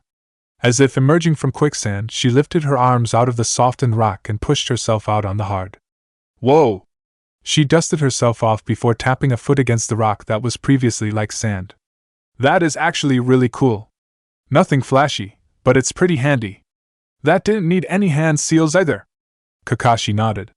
Like I said, it's pretty handy. I only really use earth and lightning because I'm very familiar with jutsu in those elements. The jutsu I'm going to teach Sasuke is one I can perform without any hand seals, but he'll need them. So that's what you meant when you said knowing a lot of jutsu doesn't make a good shinobi. Sakura raised a hand to her chin. It's spreading yourself too thin and learning jutsu you likely won't even need. While simple, there are tons of situations where moving through the earth would be useful. That's why I use it. And just because you know it doesn't mean you've mastered it. Like with your genjutsu, you need to refine your usage until you expend as little chakra as possible. You really are a good teacher, Kakashi-sensei. She blushed and grimaced. I only hope Naruto is actually learning something and not fooling around with that crazy woman. He looked down. Anko was Orochimaru's top student and right hand. Is he safe? Sakura turned to the village. There is probably no one else in this entire world that wants to kill Orochimaru as much as she does. Naruto will be fine. He chuckled. Knowing her, she'll probably want to try and one-up everyone else by teaching him something absolutely absurd for a genin or a chunin. That sounds a lot like something Naruto would be too for. Oh yeah? I doubt it's spitting fire and shooting lightning, but it will be something just as flashy yet more dangerous. Considering the research she was involved in, I don't think we should expect anything less. Sakura raised an eyebrow. What kind of research? The question you should be asking is what kind of research didn't she involve herself in? Kakashi shook his head. But that was a long time ago. Anko's changed. If you thought Naruto was a delinquent, you should have been around back in my academy days, much less the time she was Orochimaru's student. He hummed. I never saw anyone go from malicious to sweet as much as she did when in his presence. That sounds a lot like Naruto when someone compliments him. Both share a lot in common. It's why I was wary of letting her watch him. People who share trauma and issues can help one another, except they can also make each other worse through validated self-pity. I'm not saying that's how either are, but that is a possibility. And she let him touch her boobs. Sakura added, pink-cheeked. He laughed and narrowed his eye at nothing. You have no idea of the seething regret I feel every time I think about that. Their concerns were valid, and their intentions were pure.